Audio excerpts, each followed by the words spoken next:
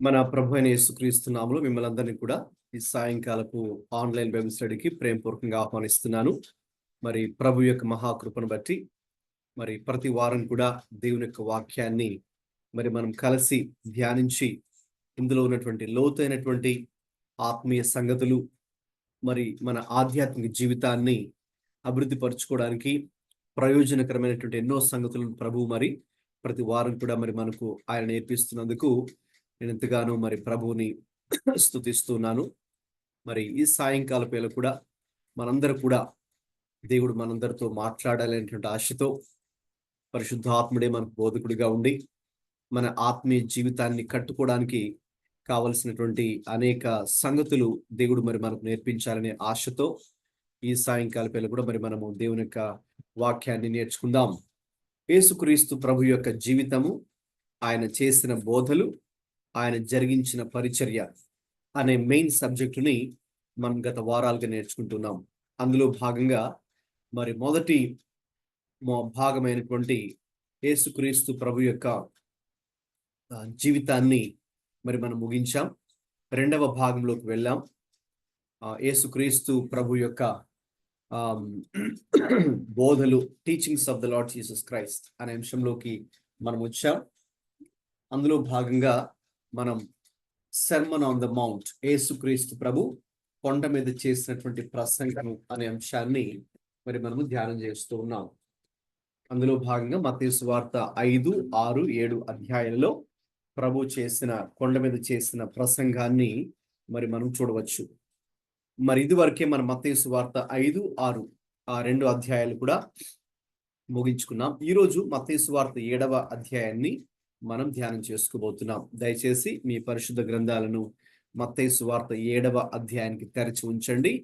ప్రక్కన ఒక నోట్బుక్ మీరు ఉంచుకొని, పెన్ రెడీ ఉంచుకొని ఇక్కడ చెప్పబడుతున్నటువంటి అంశాలను మీరు రాసుకోవాలని ప్రభు పేరిట కోరుతూ ఉన్నాను. అలాగే మరి మనకు ఈ పవర్ పాయింట్ ప్రజెంటేషన్ కూడా ఇస్తూ ఉండగా, ఎందుకంటే ఈ యొక్క అవుట్లైన్ ఆఫ్ ద చాప్టర్, ఈ యొక్క అధ్యాయపు విభజన ఇక్కడ మీకు స్పష్టంగా తెలియచేయబడుతుంది. కాబట్టి ఈ అవుట్లైన్ మీరు రాసుకోవాలి.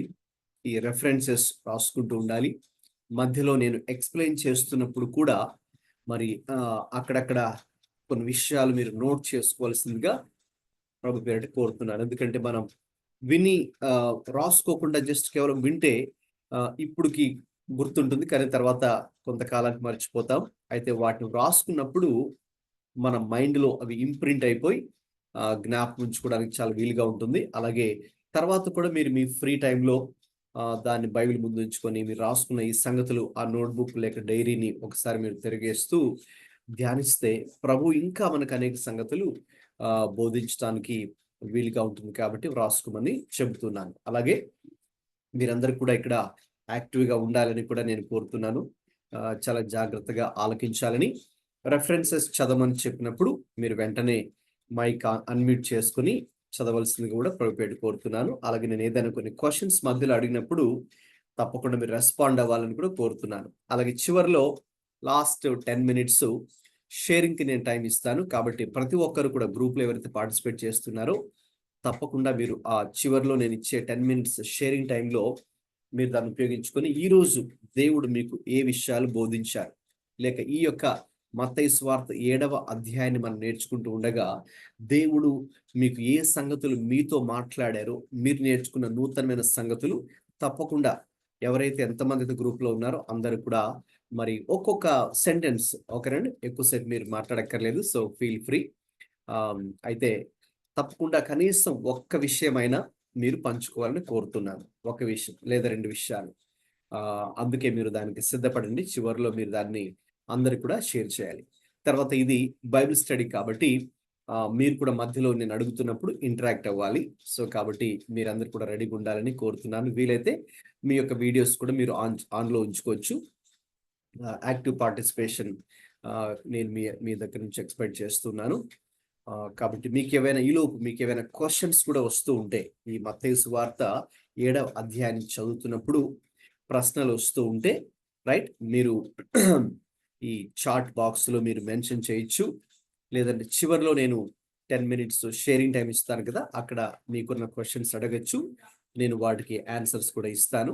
చివరిలో మీకు ఏమైనా ప్రార్థన అవసరతలు ఉంటే కూడా అప్పుడు పంచుకోవచ్చు. చివరిలో మనం షేరింగ్ అండ్ ప్రేయింగ్ టైంలో కూడా ప్రత్యేకంగా వాటి కోసం ప్రార్థన కూడా చేయడము జరుగుతుంది. సో కాబట్టి తప్పకుండా ఇది ఒక అఫ్కోర్స్ మనము ఫేస్ టు ఫేస్ లేకపోయినా ఆన్లైన్లో చేస్తున్నప్పటికి కూడా తప్పకుండా మరి దేవుని యొక్క సన్నిధి మన మధ్య ఉంటుందని మనం విశ్వసించాలి. దేవుడు మనతో మాట్లాడుచున్నాడని విశ్వసించాలి. మనకున్నటువంటి ప్రార్థన అవసరతలు కూడా మీరు ఇక్కడ టెక్స్ట్లో చాట్ బాక్స్లో మీరు పంపించవచ్చు. చివరిలో నేను వాటి గురించి కూడా ప్రార్థన చేస్తాను. రైట్. సో మనం ఈరోజు మరి దేవుని యొక్క వాక్యంలోకి, బైబిల్ స్టడీలోకి వెళ్దామండి. దయచేసి మీ యొక్క పరిశుద్ధ గ్రంథాలను ఓపెన్ చేసి ఉంచి మత్తయి సువార్త 7వ అధ్యాయాన్ని ఈరోజు ధ్యానం చేసుకోబోతున్నాం. మొట్టమొదటిగా ఈ యొక్క 7వ అధ్యాయాన్ని నేను మనందరూ కూడా సులువుగా అర్థం చేసుకోవడానికి 5 విభాగాలుగా విభజించడం జరిగింది. 5 సెక్షన్స్ గా, లేక 5 డివిజన్స్ గా, లేక 5 కేటగిరీస్ గా మరి విభజించడం జరిగింది. రైట్. సో అందులో మొదటి 6 వచనాలు ఒక భాగం, ఒక సెక్షన్. సో దయచేసి ఎవరైనా త్వరగా మొదటి 6 వచనాలు చదవండి. మీ దగ్గర తెలుగు బైబిల్ ఉంటే తెలుగు బైబిల్, ఇంగ్లీష్ బైబిల్ ఉంటే ఇంగ్లీష్ బైబిల్, నో ప్రాబ్లం, చదవండి. మత్తయి సువార్త 7వ అధ్యాయము మొదటి 6 వచనాలు ఎవరైనా మైక్ ఆన్ చేసుకుని చదవండి. మీరు తీర్పు తీర్చకుడి, అప్పుడు మిమ్మల్ని గూర్చి తీర్పు తీర్చబడదు. మీరు తీర్చే తీర్పు చెప్పునని మిమ్మల్ని గూర్చి తీర్పు తీర్చబడను. మీరు కొలుచు కొలత చెప్పునని మీకును కొలవబడును. మీ కంటిలో ఉన్న దూలం నుంచక నీ సహోదరుని కంటిలో ఉన్న నలుసును చూచుట ఎలా? నీ కంటిలో దూలం ఉండగా నీ సహోదరుని చూచి నీ కంటిలో నలుసును తీసివేయనిమ్మని చెప్పనేలా? వేషధారి, మొదట నీ కంటిలో ఉన్న దూలము తీసివేసుకొనుము, అప్పుడు నీ సహోదరుని కంటిలో ఉన్న నలుసు తీసివేయటకు నీకు తేటగా కనబడుతుంది. పరిశుద్ధమైనది కుక్కలకు పెట్టకుడి, మీ ముత్యములను పందుల ఎదుట వేయకుడి. వేసిన ఎడల అవి ఒకవేళ వాటిని కాళ్ళతో త్రొక్కి మీ మీద పడి మిమ్మల్ని చీల్చివేయను. Right, thank you. గమనించండి, ఈ మొదటి 6 వచనాలను ఇప్పుడు మరి మనము ధ్యానం చేసుకోబోతున్నాం. ఓకే, స్టార్టింగ్ లో మీకు ఒక ప్రశ్న అడుగుతున్నాను. సో తప్పకుండా మీరు దానికి రెస్పాన్స్ అయితే ఇవ్వాలి. మనం ఇతరులకు తీర్పు తీర్చవచ్చా? క్రైస్తవులుగా, విశ్వాసులుగా ఇతరులను మనం ఏ విషయంలోనైనా పర్వాలేదు, వాళ్ళని తీర్పు తీర్చవచ్చా? Can we judge others? చెప్పాలి, మీరు ఆన్సర్ చెప్పాలి. ఎస్ ఆర్ నో చెప్పండి, పర్వాలేదు, తెలిస్తే చెప్పండి. ఏంటండి? తీర్చకూడదు సార్. తీర్పు తీర్చకూడదు. ఓకే, ఇంకా ఎనీ అదర్ ఆన్సర్స్?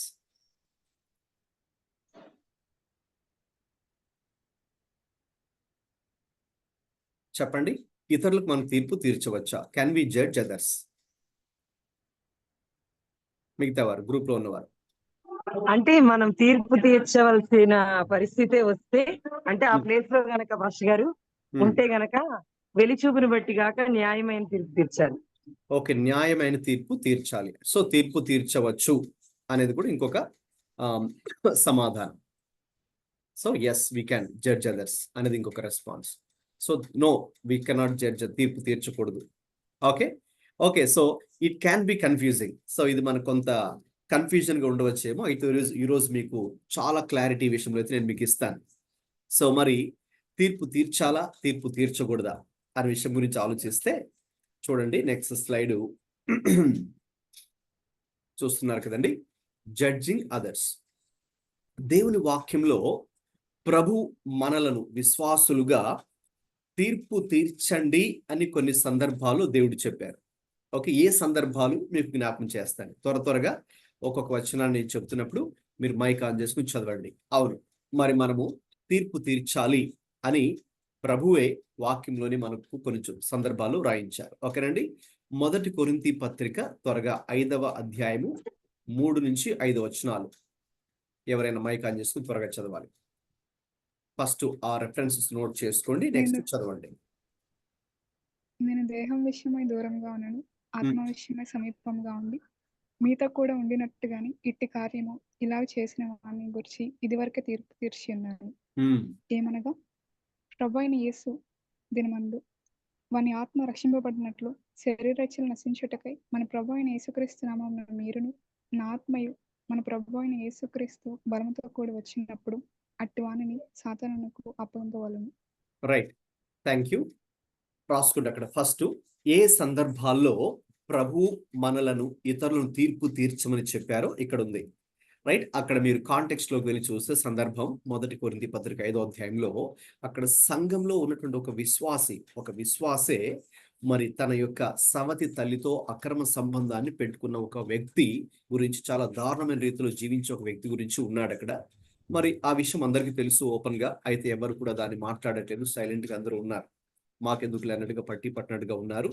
అయితే పౌలు గారు చాలా స్పష్టంగా రాస్తున్నారు, మీరు ఆ వ్యక్తిని మీ యొక్క విశ్వాస సమాజంలో నుంచి అతన్ని వెలివేయాలి, అతన్ని మీరు తీర్పు తీర్చాలి. ఎందుకంటే అతడు కావాలనే ఉద్దేశపూర్వకంగా ఒక పాపం జరిగిస్తూ సంఘంలో మరి అది అనేకులకు అది స్ప్రెడ్ చేస్తూ కూడా ఉన్నాడు. రైట్, సో అటువంటి పరిస్థితుల్లో మనం తీర్పు తీర్చాలి. మనం సైలెంట్ గా ఉండకూడదు. మనకు తెలిసినా కూడా మనకెందుకులే అన్నట్టు నిర్లక్ష్య వైఖరిని లేక అశ్రద్ధను మనం చూపించకూడదు, కానీ we must judge. Okay, right. రెండవ సందర్భం చదవండి, మత్తయి సువార్త 7:6. మనము ఇదే అధ్యాయంలో ఉన్నాం ఈరోజు. మాథ్యూ 7:6. పరిశుద్ధమైనది కుక్కలకు పెట్టుకుడి, మీ ముత్యములను పందుల ఎదుట వేయకుడి. రైట్, వేసిన అవి ఒకవేళ వాటిని కాళ్ళతో త్రొక్కి మీ మీద పడి మిమ్మల్ని చీల్చివేయును. రైట్. సో ఇక్కడ మరి మనము కుక్కలు అలాగే పందులు, రైట్. సో కాబట్టి అంటే అవి అక్షరాల కుక్కలు పందులు కాదు, మనుషులే, కానీ కుక్క స్వభావం పంది స్వభావాన్ని కలిగి కొంతమంది ఉంటారు. అటువంటి వారు మీరు తీర్పు తీర్చాలి. రైట్. సో కాబట్టి అంటే క్రైస్తవులకి విశ్వాసులుగా మనకు వివేచన ఉండాలి. ఇప్పుడు చూడండి, జంతువుల్ని పక్షులు కూడా దేవుడు ఎందుకు చేశాడంటే ఒక్కొక్క జంతువులో ఒక్కొక్క పక్షులు ఒక్కొక్క లక్షణం ఉంటుందండి. ఓకే, సో కుక్క అన్నప్పుడు ఒక లక్షణం ఉంది, పంది అన్నప్పుడు ఒక లక్షణము, కాకి అన్నప్పుడు కదండి, లోకులు కాకులు అంటారు కదండి.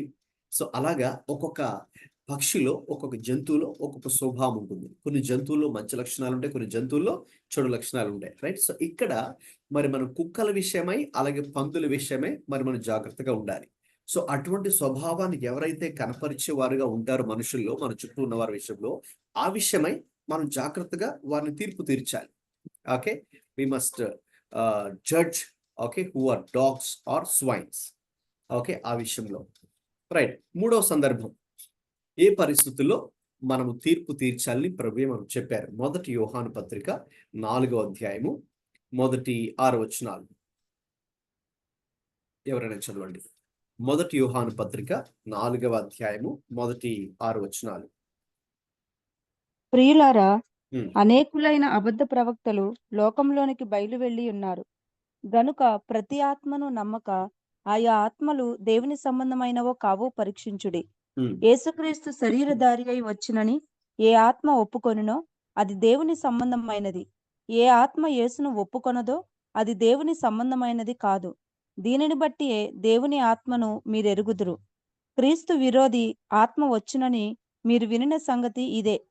ఇదివరకే అది లోకములో ఉన్నది. చిన్నపిల్లలారా, మీరు దేవుని సంబంధులు, మీలో ఉన్నవాడు లోకములో ఉన్న వాటి కంటే గొప్పవాడు గనుక మీరు వారిని జయించి ఉన్నారు. వారు లోక సంబంధులు గనుక లోక సంబంధులైనట్టు మాట్లాడుదురు. లోకము వారి మాట వినును. మనము దేవుని సంబంధులము. దేవుని ఎరిగినవాడు మన మాట వినును. దేవుని సంబంధి కానివాడు మన మాట వినడు. ఇందువలన మనము సత్యస్వరూపమైన ఆత్మ ఏదో భ్రమపరచు ఆత్మ ఏదో తెలుసుకొంచున్నాము. చాలండి, థ్యాంక్ యూ. చాలా స్పష్టంగా ఇక్కడ రాయబడిందండి. మనం విశ్వాసులుగా దేవుని ఎరిగిన వారుగా ఏదో గుడ్డిగా మనం వెళ్ళిపోకూడదండి. చాలా మంది అలా అనుకుంటారు, మనం ఎందుకు విమర్శించడంలే, ఎందుకు తీర్పు తీర్చడంలే అని అనుకుంటారు. కానీ మీకు తర్వాత నేను మీకు ఇదంతా ఎక్స్ప్లెయిన్ చేసినప్పుడు ఒక స్పష్టత మీకు ఈ విషయంలో రావాలి. ఇక్కడ విశ్వాసులుగా మనం ఎవరిని తీర్పు తీర్చాలి? ఇక్కడ అబద్ధ ప్రవక్తులు అనేవారు లోకంలో ఉన్నారు. ఆ రోజుల్లో ఉన్నారు, ఈ రోజుల్లో కూడా ఉన్నారు. అబద్ధ బోధలు అనేవి ఆ రోజుల్లో ఉన్నాయి, ఈ రోజుల్లో కూడా ఉన్నాయి. అలాగే లోక సంబంధంగా ప్రవర్తించేవారు ఆ రోజుల్లో ఉన్నారు, ఈ రోజుల్లో కూడా ఉన్నారు.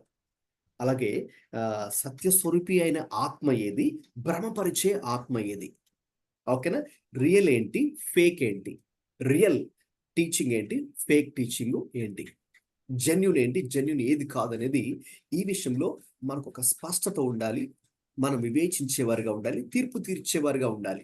ఈ లోకంలో ఎన్నో రకాల రిలీజియన్స్ ఉన్నాయి.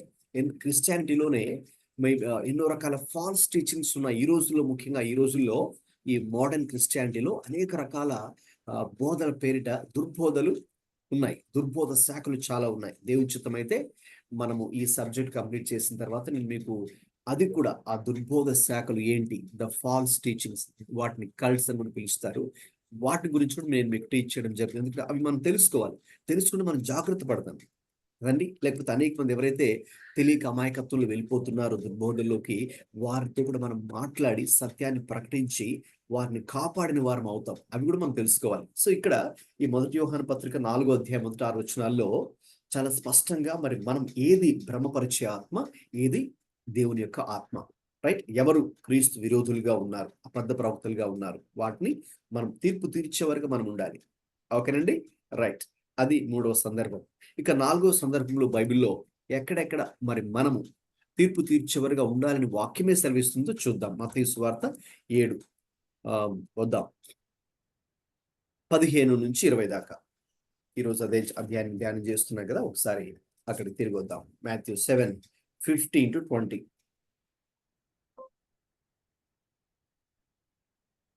మత్తయి సువార్త 7వ అధ్యాయము 15-20 దాకా. త్వరగా చదవండి, మైక్ ఆన్ చేసి. ఎవరు ఫస్ట్ తీస్తే వాళ్ళు చదవచ్చు. అబద్ధ ప్రవక్తలను గూర్చి జాగ్రత్త పడుడి. వారు గొర్రెల చర్మములు వేసుకొని మీ యొద్దకు వత్తురు, కాని లోపల వారు క్రూరమైన తోడేళ్లు. వారి ఫలముల వలన మీరు వారిని తెలుసుకొందురు. ముండ్ల పొదలలో ద్రాక్ష పండ్లైనను, పల్లేరు చెట్లను అంజూరపు పండ్లనైనను కోయుదురా? అలాగుననే ప్రతి మంచి చెట్టు మంచి ఫలములు ఫలించును, పనికిమాలిన చెట్టు కాని ఫలములు ఫలించును. పనికిమాలిన చెట్టు కాని ఫలములు ఫలించును. మంచి చెట్టు కాని ఫలములు ఫలింపనేరదు, పనికిమాలిన చెట్టు మంచి ఫలములు ఫలింపనేరదు. మంచి ఫలములు ఫలింపని ప్రతి చెట్టు నరకబడి అగ్నిలో వేయబడెను. కాబట్టి మీరు వారి ఫలముల వలన వారిని తెలుసుకొందురు. రైట్, చాలండి, థ్యాంక్ యూ. ఇక్కడ మనం ఏది జడ్జి చేయాలి, ఏది మనము ఏ విషయంలో తీర్పు తీర్చేవారుగా ఉండాలంటే, లేక ఏ విషయంలో వివేచన కలిగి ఉండాలంటే, మంచి ఫలము, లైక్ మంచి ప్రవర్తన కలిగిన వారు, అలాగే ఎవరు మరి పనికి మాలిన చెట్టు లేక చెడ్డ చెట్టు, అది నేను తర్వాత ఈ క్లాసులో ఎండింగ్లో దాన్ని ఇంకా డీటెయిల్గా వివరిస్తాను. ప్రస్తుతానికి ఆ విషయంలో ఎవరు మరి మంచివారుగా ఉన్నారు, లేక ఎవరు చెడ్డవారుగా, లేక పనికి మాలిన వారుగా, అదే పదం అక్కడ ఉపయోగించారు కదా బైబిల్లో కూడా, ఉన్నారో ఆ విషయంలో మనకు ఒక స్పష్టత ఉండాలి. సో వాటిని మరి మనం తీర్పు తీర్చే వారుగా మనం ఉండాలి, right? You must have a judging sense of judging.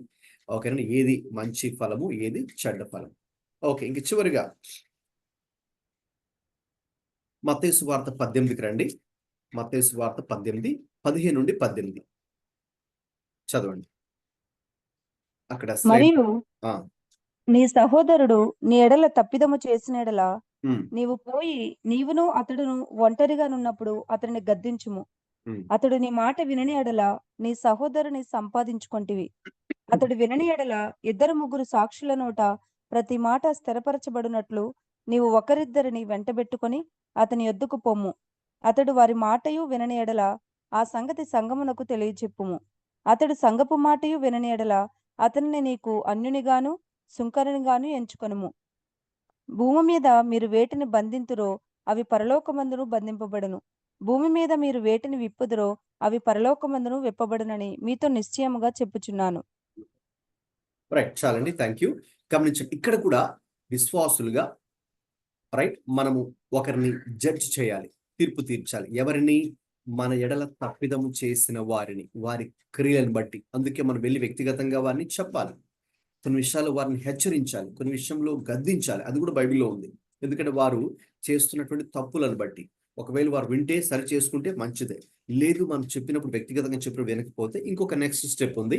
2-3 సాక్షులు తీసుకుని వెళ్ళి వారికి ప్రేమపూర్వకంగానే చెప్పాలి, సత్యాన్ని వారికి చెప్పాలి. సరే, అది కూడా వారు అప్పుడు వినకపోతే ఇంకా ఏం చేయాలి? అప్పుడు మనం సంఘాన్ని తీసుకుని వెళ్ళి వారికి చెప్పాలి. ఓకే, సరే, అప్పుడు కూడా వాళ్ళు వినకపోతే ఇంకా నెక్స్ట్ ఏం చేయాలండి? ఇంకా చివరికి వారిని సంఘాన్ని కూడా వినకపోతే అప్పుడు మనం ఆ వ్యక్తిని ఎలాగ ఒక అన్యుని గాని ఒక సుంకరి గాని ఎంచి అతన్ని ఇంక మరి మనము వదిలిపెట్టాలి. అఫ్ కోర్స్ ఆ వ్యక్తి గురించి ఆ వ్యక్తి మారాలని ప్రార్థన అయితే చేస్తూనే ఉండాలి. సో ఇక్కడ there is a church discipline అనేది ఇక్కడ ఉంది, రైట్? సంఘ కాపరి లేక సంఘ నాయకులు అనేవారు లేక సంఘ పెద్దలు అనేవారు ఎవరెవరు ఏ రీతిగా ప్రవర్తిస్తున్నారో వారి యొక్క ప్రవర్తన ఫలమును తీర్పు తీర్చే వారిగా ఉండాలి. లేదనుకోండి సంఘము కలుషితం అయిపోతుంది. లేకపోతే ఎవరికి ఇష్టం వచ్చినట్టు, సింపుల్గా చెప్పాలంటే ఎవరికి నచ్చినట్టు ఎవరికి ఇష్టం వచ్చినట్టు వాళ్ళు చేసుకుంటూ వెళ్ళిపోతూ సంఘాన్ని ఆత్మీయంగా పాడు చేసే అవకాశం అయితే ఉంది.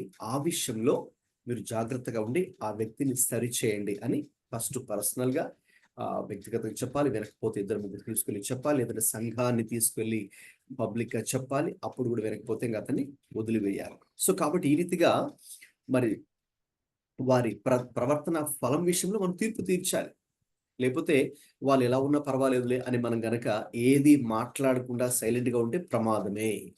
సో కాబట్టి ఇలాగున బైబిల్లో కొన్ని సందర్భాల్లో ప్రభువే మరి మనము ఇతరుల ప్రవర్తన ఫలమును తీర్పు తీర్చాలి అని ఉంది, రైట్? ఇంకా చెప్పాలంటే మనం రాబోయే రోజుల్లో నిత్యత్వములో అటు అన్యులకు అలాగే మరి పడిపోయిన దూతలకు ప్రభుతో కలిసి మనం కూడా తీర్పు తీర్చబోతున్నాము అని బైబిల్ చెబుతుంది. ప్రభుతో, రైట్? అఫ్ కోర్స్ మనం ప్రభుతో జాయిన్ అవుతాం కాబట్టి నిత్యత్వంలోకి మనం వెళ్ళిన తర్వాత మనము దేవుని ఎరగని అన్యులకు అలాగే పడిపోయిన దూతలకు, ఓకే, లూసిఫర్ మరియు వాడి అనుచరులు ఎవరైతే ఉన్నారో వాడికి కూడా మనం తీర్పు తీర్చబోతున్నాం. సో అది ఇండైరెక్ట్లీ అంటే ప్రభు అల్టిమేట్ గా is the ultimate judge, main or chief justice అంటారు కదండి. సో ప్రధాన న్యాయమూర్తి ఆయన. సో ఆయనతో కలిసి మనకు ప్రభు కూడా ఆ ఆధిక్యత ఇచ్చే వారే ఉన్నారు భవిష్యత్తులో. సో భవిష్యత్తులో దేవుడు ఆ ఆధిక్యత మనకి ఇవ్వబోతున్నారు కాబట్టి ఈ భూమి మీద ఉన్నప్పుడే మనము జస్ట్ శాంపుల్ గా వాటిని ఇక్కడ కూడా మరి మనము ఎక్సర్సైజ్ చేయాలి కొన్ని విషయాల్లో అని ఇక్కడ చెప్తున్నారు, రైట్? సో కాబట్టి ఈ వాక్యాలు ఏవైతే 5 వాక్యాలు లేక 5 సందర్భాలు మీతో పంచుకున్నానో దయచేసి మీరు వీటిని తర్వాత కూడా చదవండి. ఎందుకంటే మనకి ఏదైనా కన్ఫ్యూజన్ ఉంటే ఈ 5 వచనాలు ద్వారా మనకు క్లారిటీ ఈరోజు వస్తుంది, రైట్? మనం సాధారణంగా మనం ఏమనుకుంటామంటే ప్రభు అక్కడ మీరు ఇతరులకు తీర్పు తీర్చుకుడు అన్నప్పుడు అంటే మత్తయి సువార్త 7లో మనం మొదటి 2 వచనం చదువుకున్నా కదా, మీరు తీర్పు తీర్చకుడి అన్నప్పుడు అదొక్కటే చదివేసి మరి మనం మిస్అండర్స్టాండ్ చేసుకునే అవకాశం కూడా ఉందండి. అందుకే మన వాక్యాన్ని చాలా జాగ్రత్తగా చదవాలి. ఒక వచనం మనకు అర్థం కాకపోతే ఇతర వచనాలు ఇతర లేఖన భాగాలు చదివినప్పుడు అవి ఇవి కాంప్లిమెంట్ చేస్తాయి. అందుకే స్క్రిప్చర్ ఇంటర్ప్రెట్స్ స్క్రిప్చర్ అని అంటారు. లేఖనములను మనకు వివరిస్తాయి లేక వ్యాఖ్యానిస్తాయి. సో ఇప్పుడు ఇక్కడ తీర్పు తీర్చుకుడు అని మత్తయి సువార్త 7:1 ఉంది అంటే మనం చదువుకున్న మిగతా 7 వాక్యాల్లో, రైట్, ఏ విషయాల్లో మనము తీర్పు తీర్చాలో అక్కడ వ్రాయబడింది. సో కాబట్టి ఖచ్చితంగా తీర్పు అయితే మరి మనం తీర్చాలి, ఈ విషయాల్లో మనం తీర్పు తీర్చాలి.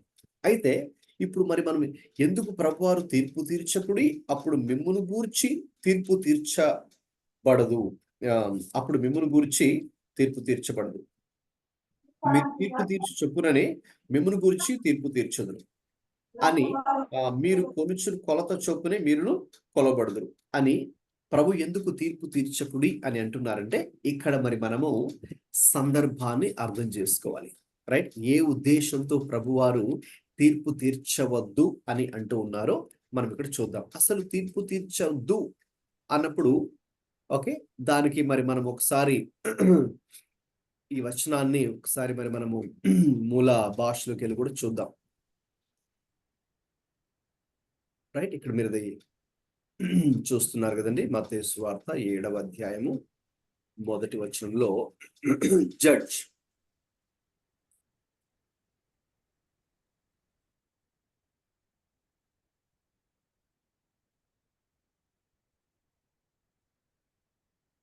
రైట్? ఓకే. సో ఇక్కడ క్రినో అనే ఒక గ్రీక్ పదం ఇక్కడ వాడడం జరిగింది.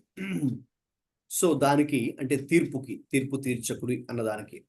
సో దానికి ఎగ్జాక్ట్లీ అర్థము ఏమిటి అని కనుక మనం చూస్తే, చూడండి ఇక్కడ నెక్స్ట్ స్లైడ్ మీద నేను మీకు దాన్ని చూపిస్తాను.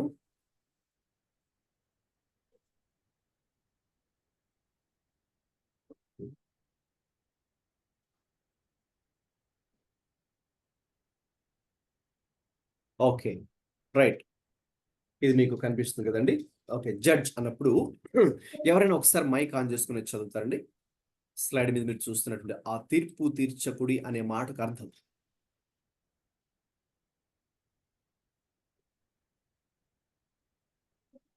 The word judge means Hmm. to criticize,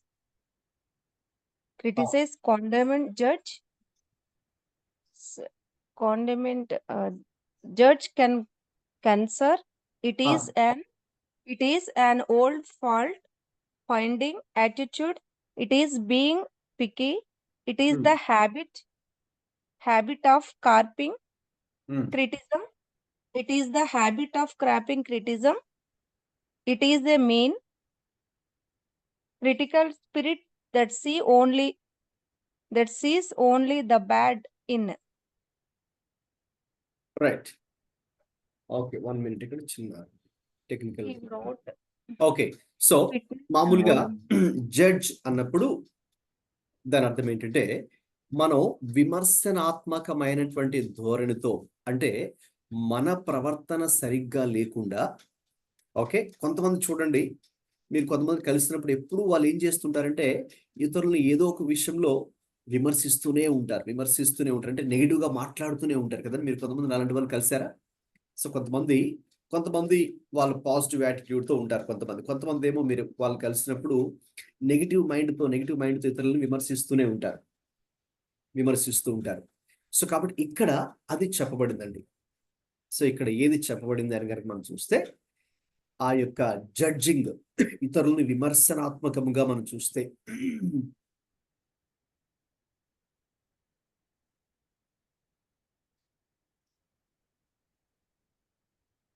one minute అండి, ఇక్కడ స్లైడ్ లో వేరే వర్డ్స్ ఇస్తే,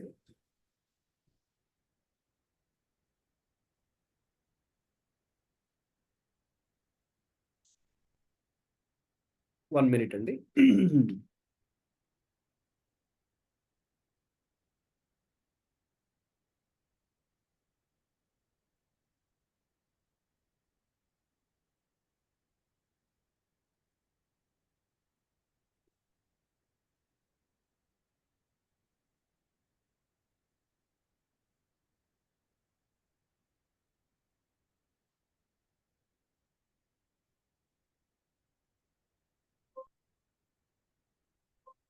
ఓకే, సో వేరే వర్డ్స్ సడన్ గా వేరే వర్డ్స్ వచ్చేసండి ఇక్కడ. ఎనివే, సో క్రిటిసైజ్ చేయడము, అలాగే కండెమ్ చేయడం, ఖండించడం, విమర్శించడం, తీర్పు తీర్చడం, అలాగే ప్రతి ఒక్కరిలో అంటే ఉన్నటువంటి నెగిటివ్ థింగ్స్ ని ఫాల్ట్ ఫైండింగ్ యాటిట్యూడ్. కావలసి మీరు జస్ట్ ఆ వర్డ్స్ రాసుకోండి సరిపోతుంది. Criticise, condemn, judge, censor, fault finding attitude. అంటే ఇతరులని కావాలని విమర్శించాలని ధోరణితో విమర్శించి, మనలో ఉన్నటువంటి చెడుని గుర్తించకుండా, మనల్ని మనం విమర్శించుకోకుండా, అంటే మనలో సరైన ప్రవర్తన లేకుండా, ఇతరులలో ఉన్నటువంటి చెడు ప్రవర్తనను ఎప్పుడు కూడా గుర్తించి ఐడెంటిఫై చేసి విమర్శించే ధోరణిని యేసయ్య ఖండిస్తున్నారు ఇక్కడ. అర్థం చేసుకున్నారు కండి? సో కన్ఫ్యూజ్ అవ్వద్దు. సో యేసయ్య తీర్పు తీర్చవద్దు అని చెప్పినప్పుడు ఆయన ఉద్దేశం ఏంటంటే, మీలో చెడును ఉంచుకొని మీరు సరైన ప్రవర్తన కలిగి లేకుండా, ఇతరులో ఉన్నటువంటి ఎప్పుడూ లోపాలు చూపించే ధోరణితోనే విమర్శిస్తూ, వారిని ఖండిస్తూ, వారిని తీర్పు తీరుస్తూ ఉంటున్నారు కదా. ఇది సరైనది కాదు. ఇప్పుడు మీకు అర్థం అవ్వాలంటే ఇది నెక్స్ట్ 3 వర్స్ అయితే చాలా ఈజీ అండి. అక్కడ మన కన్ఫ్యూజన్ ఉండదు. ఇంకా యేసయ్య ఏమన్నారంటే, చదవండి ఇప్పుడు మత్తయి సువార్త 7, 2, 3, 4 చదవండి. 3, 4, 5.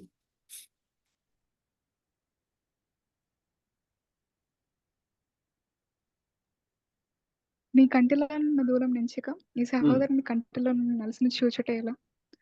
అంటే నీ కంటిలో నీ కంటిలో ఏముందండి? దూలం ఉంది. ఓకేనా?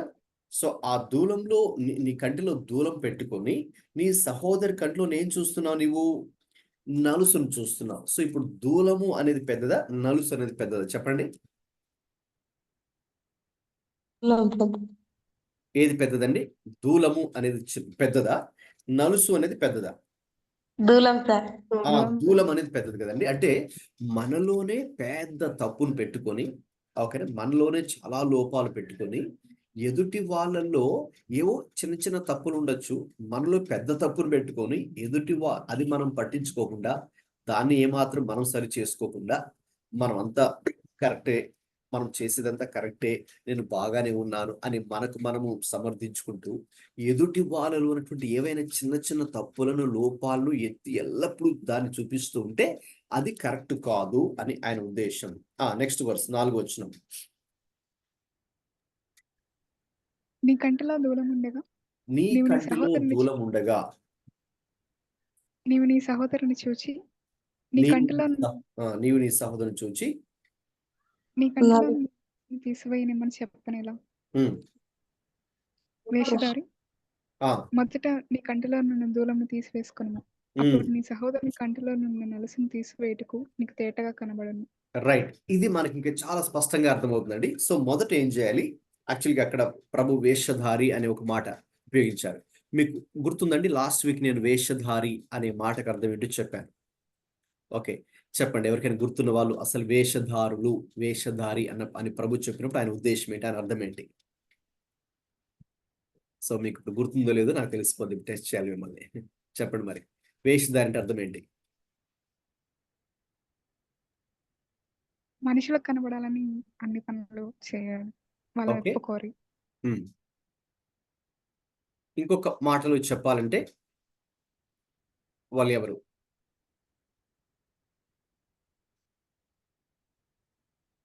వారు ఏం చేస్తారు? వారి స్వభావం ఎలా ఉంటుంది?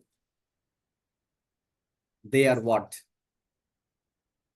యాక్టర్స్. గుర్తుందా పదము?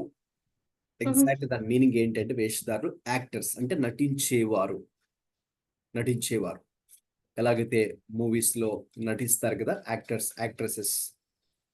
సో వాళ్ళు ఎగ్జాక్ట్లీ వాళ్ళని దృష్టిలో ఉంచుకొని ప్రభు చెప్పారు. ఆ రోజుల్లో కూడా అటువంటి కొలోషియమ్స్ ఆర్ థియేటర్స్ అని పిలిచేవారు, రైట్? సో ఆ యొక్క రోమన్ కొలోషియమ్స్ లో మరి వాళ్ళు యాక్టర్స్ చాలా మంది ఉండేవారు. ఓకే, సో వాళ్ళని దృష్టిలో ఉంచుకొని ప్రభు ఈ మాట చెప్పారు. ఎందుకంటే ఆ వర్డ్ చెప్పినప్పుడు అందరికీ అర్థమవుతుంది ఈజీగా. ఓకే, ఓ వాళ్ళు యాక్టింగ్ చేస్తున్నారు, నటిస్తూ ఉన్నారు. సో అదే పదం, అదే అర్థం, వేషధారులు, వేషధారులు. సో అంటే మీరు నటిస్తూ ఉన్నారంటే మీ స్వభావం అది కాదు, లోపల వేరే స్వభావం ఉంది, పైకి మాత్రం మీరు ఇలాగ నటిస్తున్నారు, మంచిగా ఉన్నట్టు మీరు నటిస్తున్నారు. కాబట్టి ప్రభు వారు మళ్ళీ అదే పదాన్ని ఉపయోగిస్తే వేషధారి. ఏం చేయాలి? నీవు మొదట ఏం చేయాలి? నీ కంటిలో ఉన్న దూలాన్ని మొదట తీసివేసుకోవాలి. అంటే నీలో ఉన్నటువంటి ఆ పెద్ద తప్పులు, పెద్ద పాపములు, పెద్ద పొరపాట్లు ఏవైతే నీవు కలిగి ఉన్నావో వాటిని మొదట నీవు తీసివేసుకోవాలి.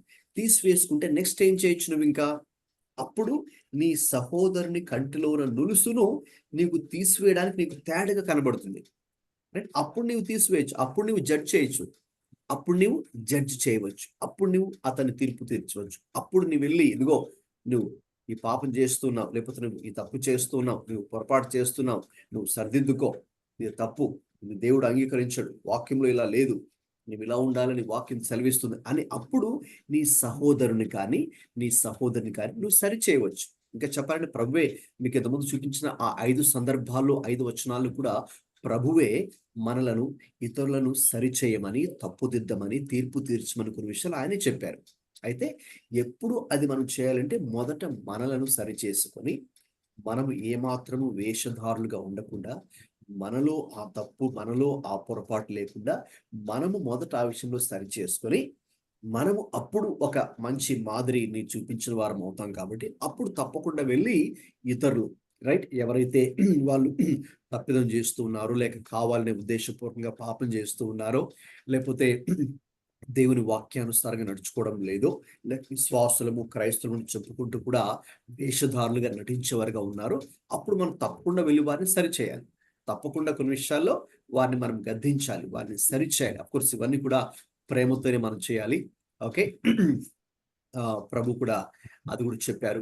1 పేతురు 3:15 కూడా మనకు సత్యాన్ని చెప్పాలి, సత్యాన్ని ప్రేమతో కూడా చెప్పాలి. ఎలా చెప్పారో కూడా, ఎలా సరిచేయాలో కూడా మనకు వాక్యంలో ఉంది. సో కాబట్టి తప్పకుండా మనము అది చేసినప్పుడే రైట్, అది మనకు ఆ సత్యం తెలిసినప్పుడు మనం మౌనంగా ఉండకూడదు, మాట్లాడాలి, సరిచేయాలి. ఎక్కడ సరిచేయాలో అక్కడ సరిచేయాలి, ఎక్కడ తీర్పు తీర్చాలో అక్కడ తీర్పు తీర్చాలి. రైట్, ఎక్కడ వివేచన కలిగి ఉండాలో అంటే ఏది మంచిది, ఏది చెడ్డది, ఏది మంచి ఫలము, ఏది చెడ్డ ఫలము, రైట్, ఎవరు యథార్థంగా ఉన్నారు, ఎవరు నటిస్తూ ఉన్నారు, ఏది సరైన బోధ, ఏది సరైన బోధ కాదు, ఎవరు యథార్థమైన బోధకులు, ఎవరు అబద్ధ బోధకులు అని మనం ఆ విషయంలో ఒక వివేచన కలిగి ఉండాలి, ఒక స్పష్టత కలిగి ఉండాలి. మనం కన్ఫ్యూజన్లో ఉండకూడదు, లేక ఎవరు ఏది చెప్తే అది నమ్మే ధోరణిలో మరి మనం ఉండకూడదు. మనకంటూ ఒక స్పష్టత, మనకంటూ ఒక స్టాండ్ మరి మనం కలిగి ఉండాలి. అలాగే ఎప్పుడైతే మనం ఇతరులలో అటువంటి లోపములు లేక తప్పిదం చూస్తాం, వాటిని సరిచేయాలి, వాటిని ఖండించాలి, వాటిని తీర్పు తీర్చాలి. అది ఇక్కడ ప్రభువారు చెప్తున్నారు. అయితే ఎందుకు మరి తీర్పు తీర్చవద్దు అని అన్నారంటే, మొదట మనలో ఒక పెద్ద దూలం, మన కంటిలోనే పెద్ద దూలము పెట్టుకొని ఇతరులో ఉన్నటువంటి ఆ నలుసును, ఆ చిన్న చిన్న వాటిని పాయింట్అవుట్ చేస్తూ తీర్పు తీర్చే దూరంతో, క్రిటిసైజింగ్, కండెమింగ్, జడ్జింగ్ చెప్పాను కదా, ఫాల్ట్ ఫైండింగ్ యాటిట్యూడ్. ఓకేనా, కావాలని ఎప్పుడు కూడా విమర్శించే ధోరణితో, మనలో ఉన్న తప్పిదమును గుర్తించకుండా ఎల్లప్పుడూ కేవలం ఎదుటి వాళ్ళలోని లోపాలను గుర్తించే ధోరణిని యేసయ్య ఖండిస్తూ ఉన్నారు. ఓకే రైట్, అది అర్థమైంది అనుకుంటున్నానండి నేను. ఇంకా తర్వాత ప్రభు అందుకే ఆ విషయంలో మరి మనల్ని జాగ్రత్తగా ఉండమని అడుగుతున్నారు. ఓకేనండి. సో కాబట్టి అలాగున ఈ మొదటి 6 వచనాల్లో మరి మనం చూసే విషయం ఏమిటంటే, మనం ఏ రీతిగా ఆ విషయంలో జాగ్రత్తగా ఉండాలి అనేది ప్రభువారు ఇక్కడ తెలియజేస్తున్నారు. రైట్, ఇక నెక్స్ట్ సెక్షన్ లోకి వెళ్దామండి. మత్తయి సువార్త 7వ అధ్యాయము 7 నుంచి 12 దాకా అది ఒక సెక్షన్ అండి. చదవండి మైక్ ఆన్ చేసుకొని. మత్తయి సువార్త 7వ అధ్యాయము 7. అడుగుడి మీకు ఇయ్యబడును, వెదకుడి మీకు దొరుకును, తట్టుడి మీకు తీయబడును. అడుగు ప్రతివాడును పొందును, వెదుకువానికి దొరుకును, తట్టువానికి తీయబడును.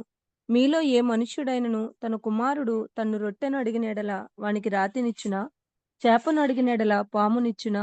మీరు చెడ్డవారయుండియు మీ పిల్లలకు మంచి ఈవులనియ్య నెరిగి ఉండగా, పరలోకమందున మీ తండ్రి తన్ను అడుగు వారి అంతకంటే ఎంతో నిశ్చయముగా మంచి ఈవులనిచ్చును. కావున మనుషులు మీకు ఏమి చేయవలెనని మీరు కోరుదురో అలాగుననే మీరును వారికి చేయుడి. ఇవి ధర్మశాస్త్రమును ప్రవక్తల ఉపదేశమునై ఉన్నవి.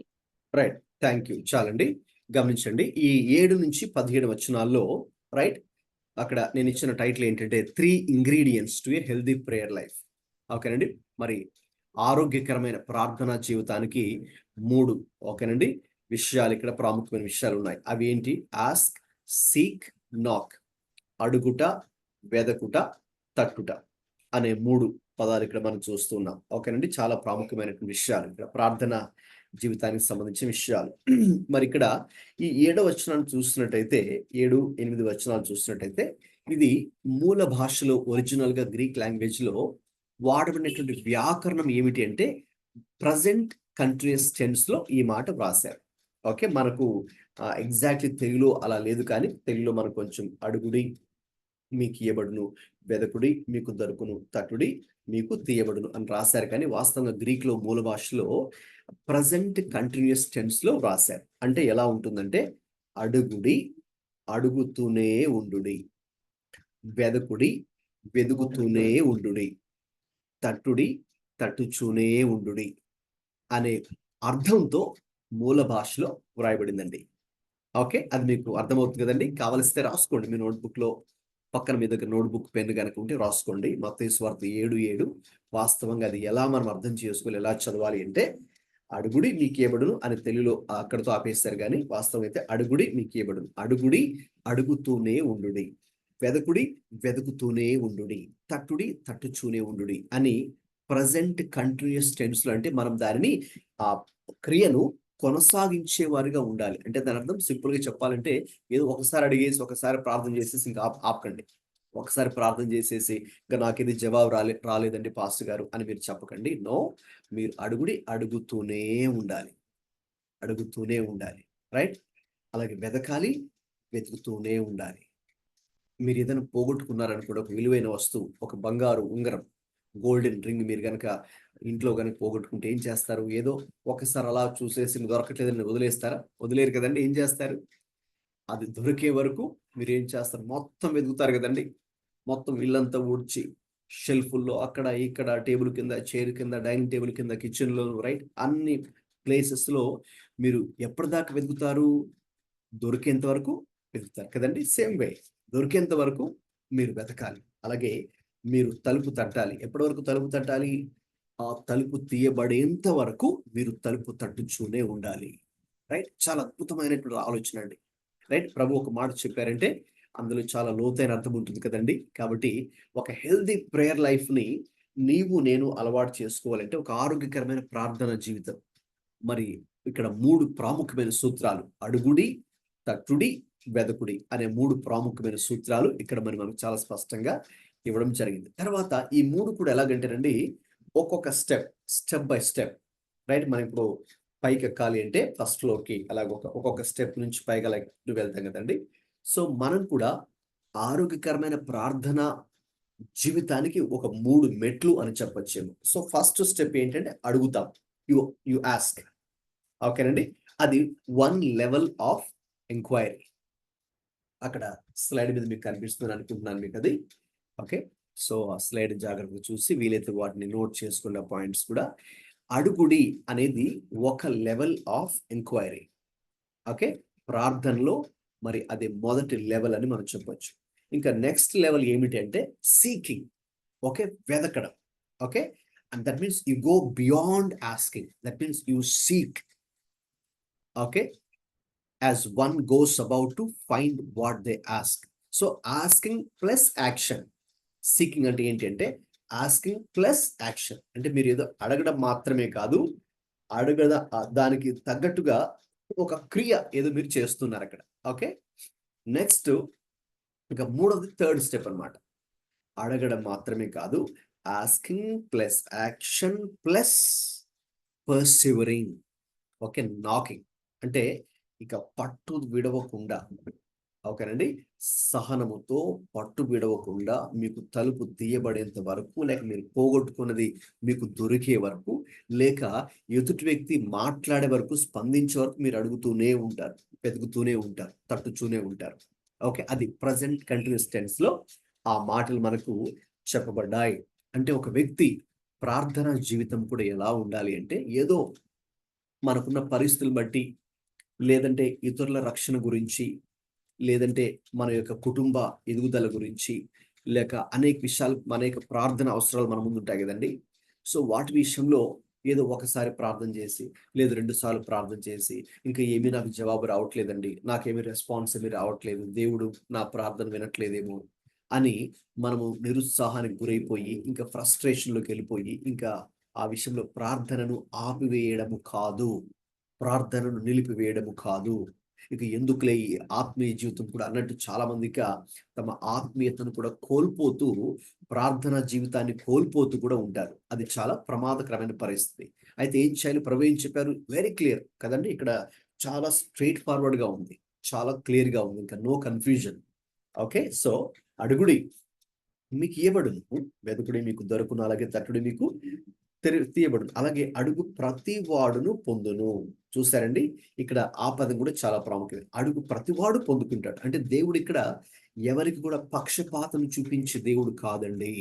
అలాగే ఇక్కడ ఏదో దేవుడు కొంతమంది ప్రార్థనలే వింటాడు, కొంతమంది ప్రార్థనలు వినడు, అలా మనం అనుకోకూడదు.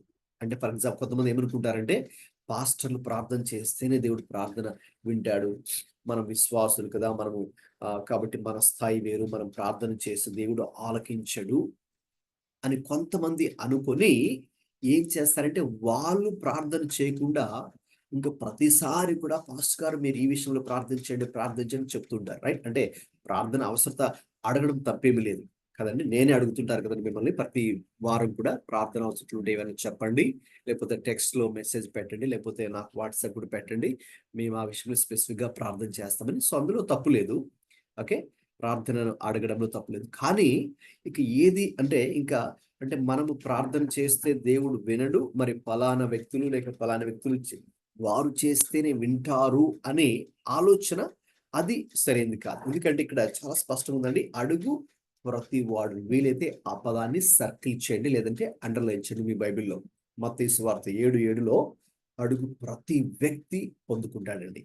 Okay, that's the beauty.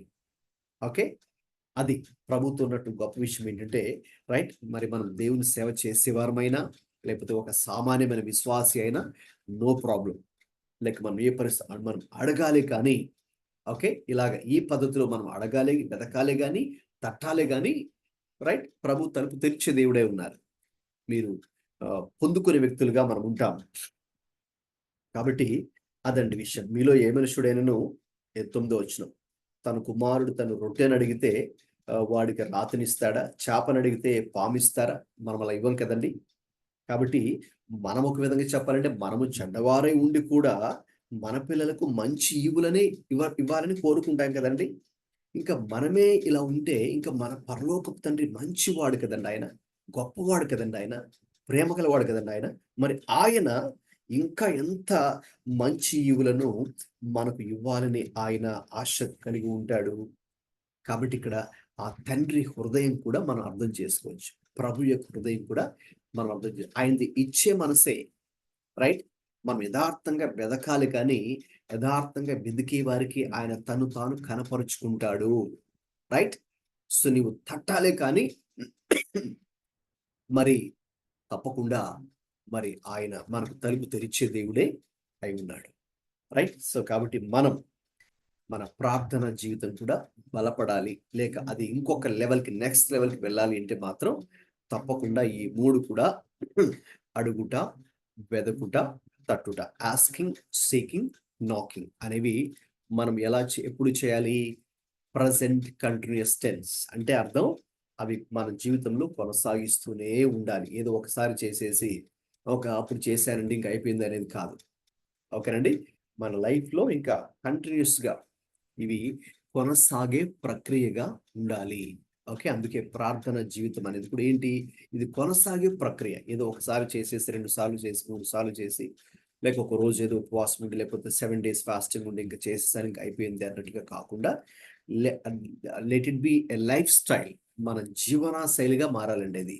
Right. మన ఆత్మీయ జీవితం కానీ, మన భక్తి జీవితం కానీ, మన ప్రార్థన జీవితం కానీ it should be our life style. Life style అంటే ప్రతిరోజు మనం ఎలాగైతే ఒక లైఫ్ స్టైల్ని కలిగి ఉంటామో రైట్, ఒక రొటీన్ని మనం ఫాలో అవుతాము. సేమ్ వే మన యొక్క స్పిరిచువల్ లైఫ్, మన prayer life should become part and parcel of our life. So అది మన లైఫ్ స్టైల్లోకి వచ్చేసేయాలి. ప్రభుత్వం అనుకున్న సహవాసం, మన ప్రార్థన జీవితం, లేక మన వాక్యాన్ని ధ్యానించే విషయం, లేక ప్రభు కొరకు మనం జీవించే విషయం, ప్రభు కొరకు సువార్త ప్రకటించే పని ఏదైనా కావచ్చు, ప్రభు కోసం మనం చేసే విషయాలు, that should be our life style. Okay, that's what కదా నేను మీకు ఇచ్చిన జూమ్లో ఆ లింక్లో మీకు నేను ఒక టైటిల్ ఇచ్చాను కదండి 7వ అధ్యాయానికి. ఏంటి అలా టైటిల్ ఎవరైనా చెప్పండి ఒకసారి. నోటీస్ చేశారా?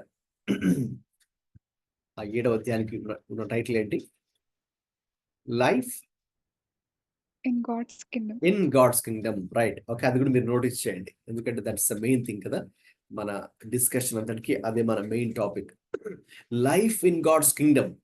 తెలుగులో దేవుని రాజ్యములో మన జీవితం ఎలా ఉండాలి ఓకే అనేది ఈ 7వ అధ్యాయం అంతట్లో మనం నేర్చుకుంటున్నాం. సో దేవుని రాజ్యంలో మనందరూ ఉన్నాం కాబట్టి ఇప్పుడు ఎలా మన లైఫ్ ఉండాలి, ఎలా మన జీవితం ఉండాలి, ఎలా మన ప్రవర్తన ఉండాలి అనేది ఆయన 5 విభాగాలుగా మీకు నేను డివైడ్ చేసి షేర్ చేసుకోవడం జరుగుతుంది. సో ఇప్పటిదాకా మనం చూసింది ఒక సెక్షన్ రైట్, ఎలాగా అంటే తీర్పు తీర్చే విషయంలో మన లైఫ్ ఎలా ఉండాలి, ఇప్పుడు ప్రేయర్ చేసే విషయంలో మన లైఫ్ ఎలా ఉండాలి.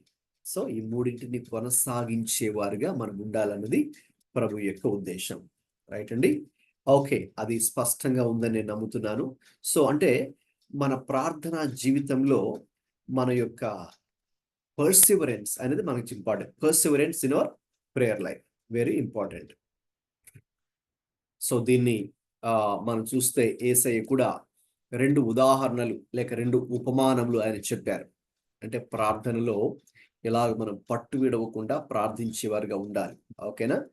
ఆ 2 సందర్భాలు కూడా ప్రస్తుతం నేను వాటిని ఊరికే మెన్షన్ చేస్తున్నాను, మీరు నోట్ చేసుకోండి. తర్వాత మీ ఫ్రీ టైంలో చదవండి. లూకా సువార్త 11:5-8లో ద పర్సిస్టెంట్ ఫ్రెండ్, రైట్, ఒక పట్టు విడవకుండా ఓకే ఉన్నటువంటి ఒక స్నేహితుడి గురించిన ఉపమానం యేసయ్య చెప్పారు.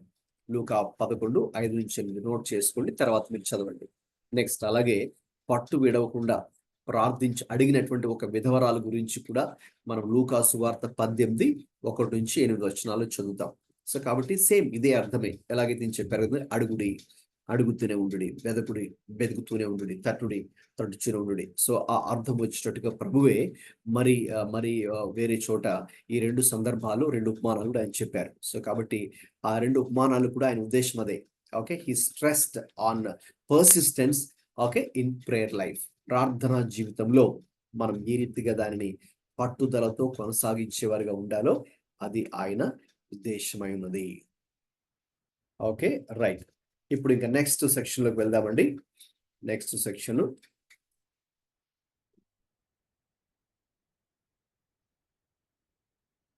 13వ వచనం 14వ వచనం చదవండి, ఎవరైనా మైక్ ఆన్ చేసుకొని. ఈ స్లైడ్ మీకు కనిపిస్తుందండి క్లియర్గా? ఒకవేళ కనబడకపోతే మీరు నాకు మైక్ ఆన్ చేసుకొని చెప్పొచ్చు. ఇక్కడ నా ల్యాప్టాప్ లో కొద్దిగా డిఫరెంట్ గా ఉంది ఈరోజు, ఫుల్ స్లైడ్ రావట్లేదు ఎందుకు. There are 2 gates అని ఉంది. The wide gate, narrow gate. Second one 2 ways. Broad, difficult. Broad, difficult. Right, complete చేయమా 14th ఆల్సో. ఇరుకు ద్వారమున ప్రవేశించుడి, నాశనమునకు పోవు ద్వారము వెడల్పును, ఆ దారి విశాలమునై ఉన్నది, దాని ద్వారా ప్రవేశించువారు అనేకులు. జీవమునకు పోవు ద్వారము ఇరుకును, ఆ దారి సంకుచితమునై ఉన్నది, దాన్ని కనుగొని వారు కొందరే. రైట్, ఓకేనండి, థ్యాంక్ యూ. 13, 14 వచనాలు. ఓకే, ఈ 2 వచనాల్లో ఓకే మనకున్నటువంటి ఇక్కడ అంశం, నేను ఇచ్చినటువంటి టైటిల్ చదవండి. ఇప్పుడు మీకు ఫుల్ స్లైడ్ కనిపిస్తుంది కదండి మీ స్క్రీన్ మీద. Gates, ways, 2 groups, 2 destinations, narrow and wide. Okay, good. 2 gates, 2 ways, 2 groups, 2 destinations కదండి. ఇక్కడ రెండు వచనాలే, కానీ ఇందులో 4 ఓకేనా కేటగిరీస్ ఆఫ్ డివిజన్ మనం ఇక్కడ చూడొచ్చు. 2 ద్వారములు ఓకేనా. అది ఏ ద్వారము? 2 ద్వారములు. What are the 2 gates? The wide gate and the narrow gate. ఓకేనండి. సో అది ఇరుకు ద్వారము, అలాగే వెడల్పు అయిన ద్వారం. రెండవది 2 ways అంటే 2 మార్గాలు. ఏంటో 2 మార్గాలు? బ్రాడ్ వే, డిఫికల్ట్ వే. అంటే విశాల మార్గము, సంకుచితమైనటువంటి లేక కష్టంతో కూడుకున్నటువంటి మార్గము, 2 మార్గాలు. ఓకేనండి. తర్వాత నెక్స్ట్ స్లైడ్ లో మీరు చూస్తున్నారు 2 groups, 2 రకాల ప్రజలు ఇక్కడ ఉన్నారండి. ఎవరు వారు? Many, few. అనేకులు, కొందరు. అనేకులు, కొందరు కదండి. 2 groups of people you can see here. తర్వాత ఇక 2 destinations, 2 రకాల గమ్యస్థానాలు ఉన్నాయి. ఏంటో 2 రకాల గమ్యస్థానాలు? Destruction, life. ఓకే, నాశనము అలాగే జీవం.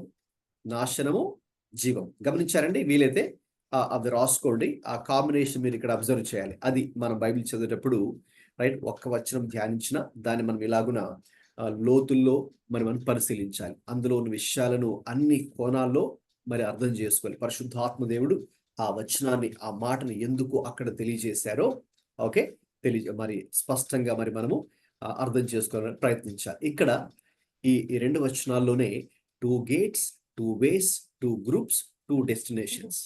ఓకేనండి. సో 2 మరి ద్వారాలు. ఒకటి ఇరుకు ద్వారము, అలాగే వెడల్పుతో కూడినటువంటి ద్వారం. సో ప్రభు ఇప్పుడు ఈ 2 గేట్స్ లో నుంచి ఏ గేట్ ని మనం సెలెక్ట్ చేసుకోమని చెప్తున్నారండి? చెప్పండి. ఇరుకు ద్వారమా, ఇరుకు ద్వారం. వెడల్పు ద్వారమా? ఇరుకు ద్వారం. ఇరుకు ద్వారము. Yes. So you must choose the narrow gate while entering into the kingdom of God. The life in God's kingdom అని చెప్పాను కదండి. ఈ యొక్క 7వ అధ్యాయం టైటిల్ దేవుని రాజ్యంలో మన జీవితం ఎలా ఉండాలి. సో నీవు దేవుని రాజ్యంలో ప్రవేశించినప్పుడు ఇక ఆత్మీయంగా జీవించాలనుకుంటే నీవు ఒక మంచి భక్తి జీవితం నీవు చేయాలి అంటే ఈ లోకంలో సద్భక్తితో, పౌలు అంటాడు కదండి తిమోతి పత్రికలో, సద్భక్తితో బ్రతుకుని ఉద్దేశించువారు అంటే దేవుని కోసం నీవు ఒక ఖచ్చితమైన జీవితం, దేవుని కోసం ఒక రోషంతో కూడిన జీవితం, ఓకే, దేవుడు కోరుకున్నటువంటి జీవితం, ఒక మంచి ఆత్మీయ జీవితం నువ్వు జీవించాలి అంటే నీవు కొన్ని సెలెక్ట్ చేసుకోవాలి, కొన్ని డీసెలెక్ట్ చేసుకోవాలి, కొన్ని లెర్న్ చేయాలి, కొన్ని అన్లెర్న్ చేయాలి. ఓకేనండి. కొన్ని నీవు వదులుకోవాలి, కొన్నింటిని నీవు అడాప్ట్ చేసుకోవాలి. అలాంటివి ఉన్నాయి.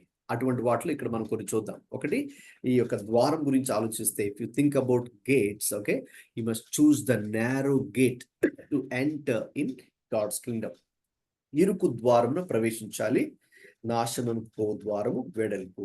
సో కాబట్టి ఇప్పుడు యేసయ్య మార్గము ఎలా ఉందండి? ఇది ఇరుకు ద్వారంగా మనకు అనిపిస్తుంది. అయితే లోకానుసారమైన మార్గము ఎలా ఉందండి? చూడడానికి అది వెడల్పుగా ఉంది. అంటే ఇప్పుడు మీరు కనుక హైవే కనుక తీసుకుంటే చాలా బ్రాడ్గా పెద్దగా ఉంటుంది కదండి. కొన్ని చోట్ల 3 lanes 4 lanes 6 lanes అలా కూడా ఉంటాయి, పెద్ద పెద్ద హైవేస్. ఓకే, అలాగే దాని పక్కనే మనకి చిన్న ఏముంటుందని నారో, ఓకేనా, వేస్ ఉంటుంది అనమాట. ఓకే, సర్వీస్ రోడ్ అంటాం కదా. సో కాబట్టి ఆ ద్వారం, ఫస్ట్ ఆఫ్ ఆల్ గేట్ గురించి ఇక్కడ మనం చూస్తే ఇందులో మనం ఎంటర్ అయ్యేటప్పుడు ఇది నారో గేట్ గానే మనకు అనిపిస్తుంది.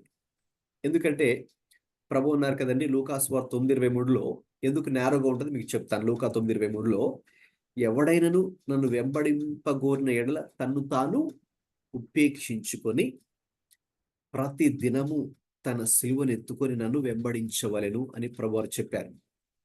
కాబట్టి ఎవరైనా ప్రభువుని వెంబడించాలి అంటే మొట్టమొదటిగా కొన్ని పరిత్యజించుకోవాలి, కొన్ని వదులుకోవాలి. ఓకే, నా అనే స్వభావానికి మనము చనిపోవాలి, మన అహమునకు మనము చనిపోవాలి, మనలో ఉన్నటువంటి ఆదాము స్వభావానికి, పాత స్వభావానికి, పాప స్వభావానికి మనం చనిపోవాలి. సాతానికి నో చెప్పాలి. లోకానికి, లోకాశలకు, శరీరానికి, శరీరేచ్ఛలకు, శరీరాశ, నేత్రాశ, జీవకుటుంబానికి నో అని మనం చెప్పాలి. రైట్. సో అలా చెప్పాలంటే అది మనం కొంచెం స్టార్టింగ్ లో కొంచెం కష్టంగా, టైట్ గా ఉన్నట్టు అనిపిస్తుంది.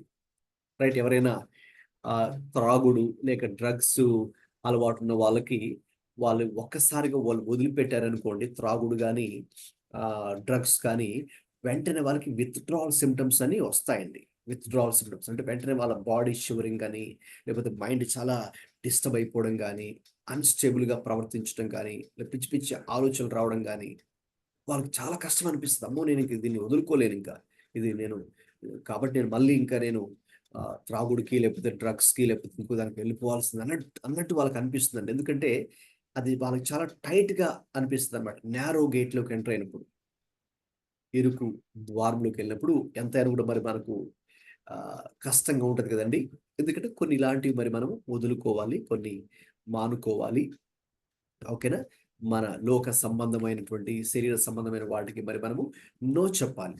ఓకే, అయితే మీరు కనుక ఆ ఫస్ట్ స్టెప్ ఆ గేట్లోకి ఎంటర్ అవుతారు. గేటే మనకు నేరోగా ఉంటుంది. నెక్స్ట్ ఎంటర్ అయిన తర్వాత మనకు ఒక వే కనిపిస్తుంది. ఓకే, అక్కడ మళ్ళీ రెండు దారులు. ఒకటి విశాల మార్గము, ఇప్పుడు దాకా నేను చెప్పాను హైవే అని. అలాగే ఇంకొకటి మేబీ చిన్న ఒక మట్టి రోడ్డు లేక సర్వీస్ రోడ్ అనుకోవచ్చు మీరు. ఒకటి బ్రాడ్ హైవే, ఇంకొకటి డిఫికల్ట్ వే. 2 వేలు మాకు కనిపిస్తాయి. ఓకే, ఇప్పుడు ఆ వేలో ఏది మనం సెలెక్ట్ చేసుకోమని యేసయ్య చెప్తున్నారండి? చెప్పండి, మైక్ ఆన్ చేసుకుని. బ్రాడ్ వేనా, డిఫికల్ట్ వేనా? Difficult way. Yes, difficult way. So it seems okay difficult.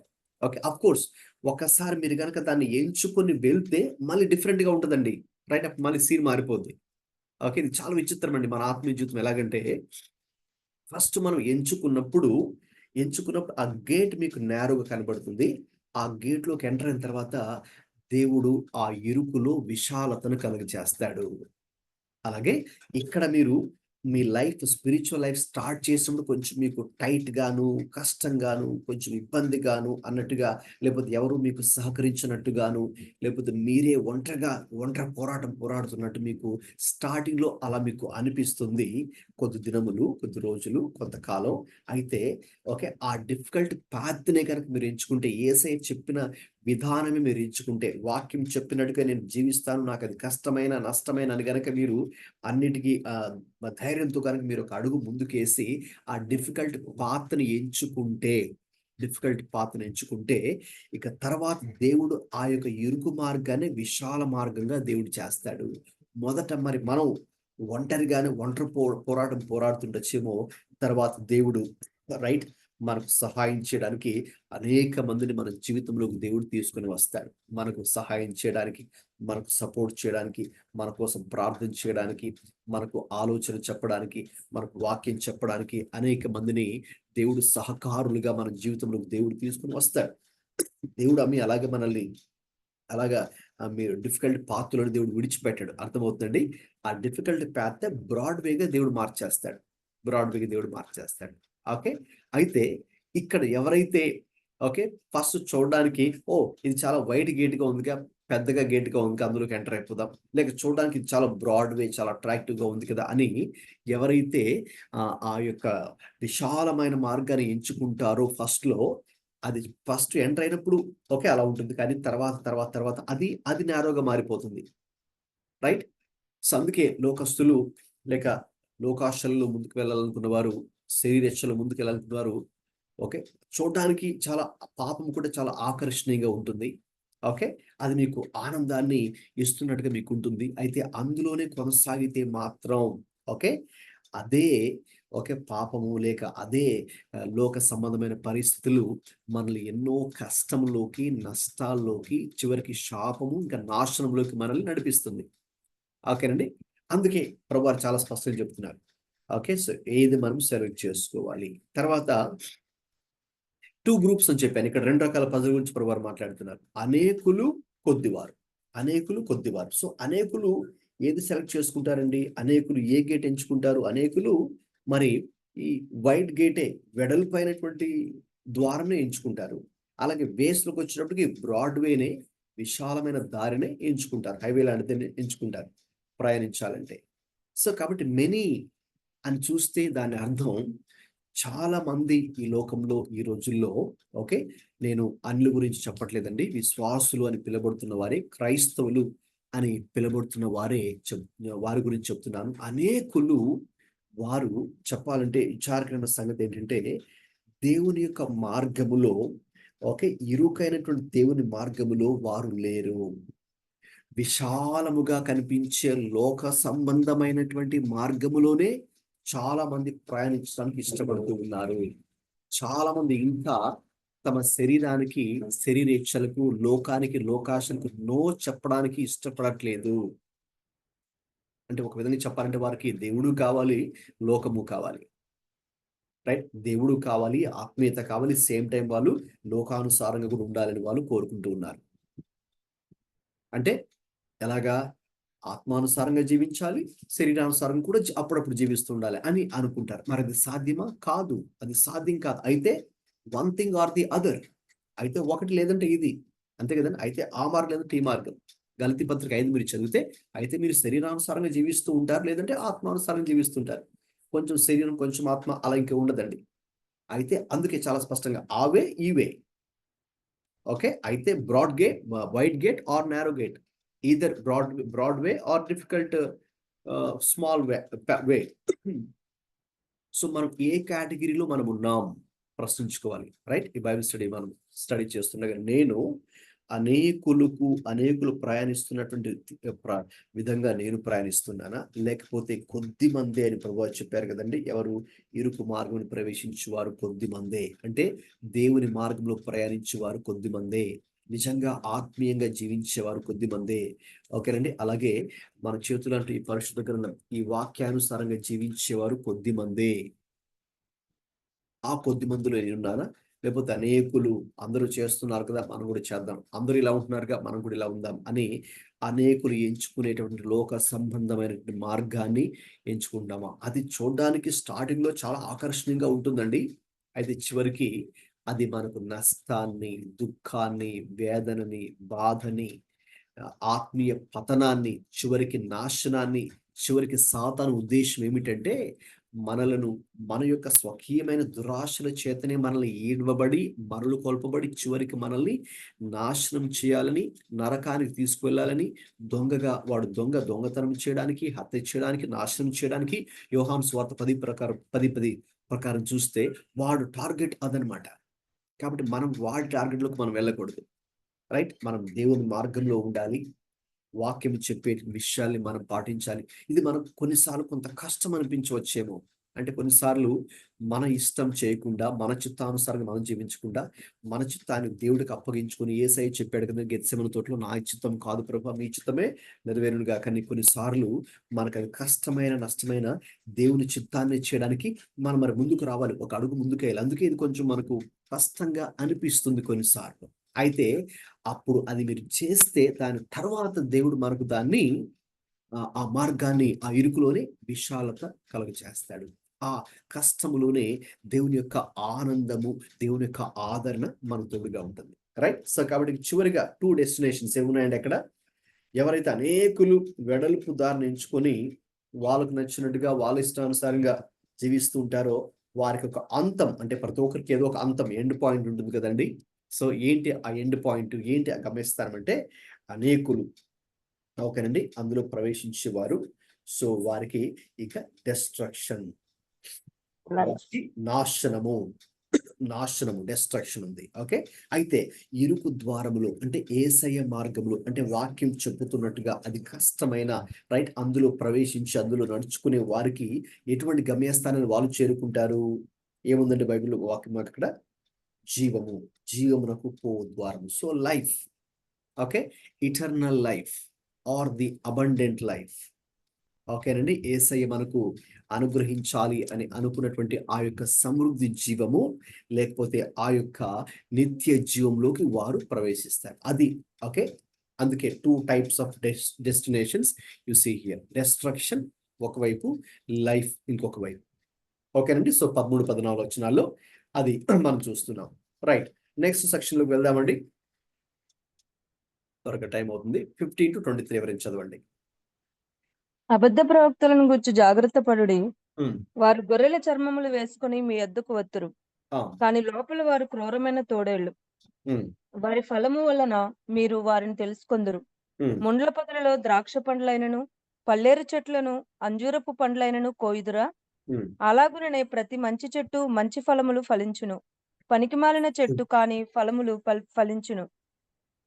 పనికిమాలిన చెట్టు కాని ఫలములు ఫలించును. మంచి చెట్టు కాని ఫలములు ఫలింపనేరదు. పనికిమాలిన చెట్టు మంచి ఫలములు ఫలింపనేరదు.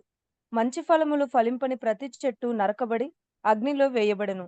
కాబట్టి మీరు వారి ఫలముల వలన వారిని తెలుసుకొందురు. రైట్, 23 దాకా చదివారు కదండి. Thank you. 20 వరకు చదివాను. యాక్చువల్గా 23 పర్వాలేదండి. ఇక్కడ ఈ 15 to 23 స్లైడ్ మీద కూడా మీరు చూస్తున్నారు కదండి. టెక్స్ట్ 7, చాప్టర్ 7, 15 to 23లో ఇక్కడ మనకు 2 రకాల వృక్షాల గురించి, 2 రకాల చెట్ల గురించి ప్రభువారు చెప్తున్నారు. రైట్, ఇది ఒక ఉపమాన రీతిగా ప్రభు చెప్తున్నారు. Good and bad tree. Okay, మంచి చెట్టు, అలాగే పనికి మాలిన చెట్టు లేక చెడ్డ చెట్టు. సో మంచి చెట్టు ఏం చేస్తుంది? మంచి ఫలాలు ఫలిస్తుంది. చెడ్డ చెట్టు చెడ్డ ఫలాలు ఫలిస్తుంది. సో ఒక చెట్టు మంచిదా చెడ్డదా అని మనం ఎలాగా నిర్ణయించవచ్చు? రైట్, ఇప్పుడు దీన్ని మనం మొదటిలో చదువుకున్నామే, ఆ యొక్క తీర్పు తీర్చే దానికి కూడా మనం లింక్ పెట్టచ్చు. సో మనం we should have discernment, we should rightly judge what is good and what is bad. మనం సరైన రీతిలో జడ్జ్ చేయాలి, ఏది మంచిది ఏది చెడ్డది. ఓకేనండి. సో మంచి చెట్టు మంచి ఫలాలు ఫలిస్తుంది, చెడ్డ చెట్టు చెడ్డ ఫలములు ఫలిస్తుంది. So it all boils down to one matter. Okay, fruits.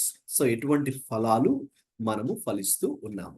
Right, నేను చెప్పినట్టుగా లైఫ్ ఇన్ గాడ్స్ కింగ్డమ్, దేవుని రాజ్యంలో ఎటువంటి జీవితం మనం జీవించాలంటే మనము మంచి ఫలాలు ఫలించేవారుగా మనము ఉండాలి. రైట్? అంటే కొంతమంది ఉన్నారు. ఓకే, వాళ్ళు ఎవరు? చెడ్డ ఫలాలు ఫలించే వారు కూడా ఉన్నారు. ఓకే, పనికి మాలని చెట్టు కూడా మనకు ఉంది. ఓకేనండి, అది కూడా మన ముందు పెట్టాడు. సో వాళ్ళ గురించి ప్రభువారు ఏమన్నారంటే, వారు గొర్రెల చర్మాన్ని వేసుకున్నారు, కానీ వాస్తవంగా చెప్పాలంటే వాళ్ళు ఎవరు? క్రూరమైన తోడేళ్ళు. ఓకేనండి, మీకు ఇంతకుముందు వేషధారులు అని చెప్పాను కదండి, 7వ అధ్యాయం, ఈ అధ్యాయంలో 2వ వచనంలో. సో ఎవరు ఆ వేషధారులు అంటే, ఈ 15లో అబద్ధ ప్రవక్తల గురించి జాగ్రత్త పడు అన్నారు కదండి. సో వాళ్ళు ఎవరు? పైకి చూడడానికి వాళ్ళు గొర్రెల చర్మాన్ని ధరించుకొని మంచివారు లాగా వారు ఉన్నారు, కానీ వారి లోపల వారు ఎవరండి? క్రూరమైన తోడేళ్ళు. ఓకేనండి, చాలా చెడ్డ స్వభావాన్ని కలిగినటువంటి వారు. ఓకేనండి, చెడు ఉద్దేశాలు వారు కలిగి ఉంటారు.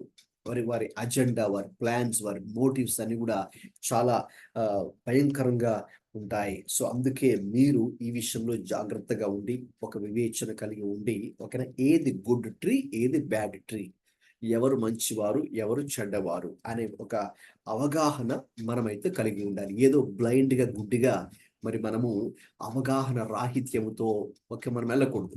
Okay, we should have discernment, ఆ వివేచన మరి మనకు ప్రభువే ఇవ్వాలని మనము ప్రార్థన కూడా చేయాలి. కాబట్టి ఇక్కడ దేవుని రాజ్యంలో మనము మంచి ఫలములు ఫలించేవారుగా ఉండాలి. ఇప్పుడు ఒక ప్రశ్న, ఓకే, మంచి ఫలాలు ఫలించాలంటే ఎలాగా? ఓకేనండి, ఎలాగా మంచి ఫలాలు ఫలించాలి? ఇప్పుడు మనం మంచి ఫలాలు ఫలిస్తున్నామా లేదా అని మనకు మనమే సెల్ఫ్గా ఎలా ఇవాల్యుయేట్ చేసుకోగలమో, ఇదే వాక్య భాగంలో ఒక మాట నేను చూపిస్తాను. 21 చదివారు కదమ్మా మీరు, 21వ వచనం చదివారు కదా? అవును సార్. ఇంకొకసారి చదవండి 21. ప్రభువా ప్రభువా అని నన్ను పిలుచు ప్రతివాడును పరలోక రాజ్యంలో ప్రవేశింపడు గాని పరలోకమందున్న నా తండ్రి చిత్త ప్రకారము చేయువాడే ప్రవేశించును. రైట్ అండి. ఇప్పుడు నేను మంచి ఫలము ఫలిస్తున్నాను లేదా, లేక చెడ్డ ఫలాన్ని ఫలిస్తున్నాను అని ఎలా తెలుసుకోగలమంటే, మనమే ఒక సెల్ఫ్ టెస్ట్ పెట్టుకోవచ్చు. ఏంటి ఆ సెల్ఫ్ టెస్ట్ అంటే, మనం ఏదో పైకి ప్రభువా ప్రభువా అని మాటలు చెప్పేవారుగానే ఉన్నామా, లేకపోతే ఆ ప్రభు పరలోక రాజ్యంలో ఉన్నటువంటి పరలోకముందున ఆ తండ్రి చిత్త ప్రకారంగా చేసేవారుగా ఉన్నామా? ఓకే, మంచి ఫలాలు ఫలించే వాళ్ళు ఎవరంటే, ఏదో వాళ్ళు పైకి మాటలు చెప్పేవారు కాదండి, లేకపోతే పైకి ఏదో నటించేవారు కాదు. వేషధారి అని చెప్పారు ప్రభువారు, అలాగే వారు నటించే వారిగా ఉండరు. లేకపోతే పైకి గొర్రెల చర్మాన్ని ధరించుకున్నటువంటి వారు ఉంటూ లోపలికి క్రూరమైన తోడేలు స్వభావం కలవారుగా వారు ఉండరు. అయితే వన్ థింగ్ ఏంటంటే, వారు పరలోకమందున తండ్రి చిత్త ప్రకారము చేయువారు. రైట్, దేవుని చిత్త ప్రకారం ఎవరైతే నడుచుకుంటూ ఉంటారో వారు మాత్రమే మంచి ఫలాలు ఫలించేవారిగా ఉంటారు. అయితే దీనికి ఏదైనా ప్రతిఫలం ఉందా? Is there any reward for this?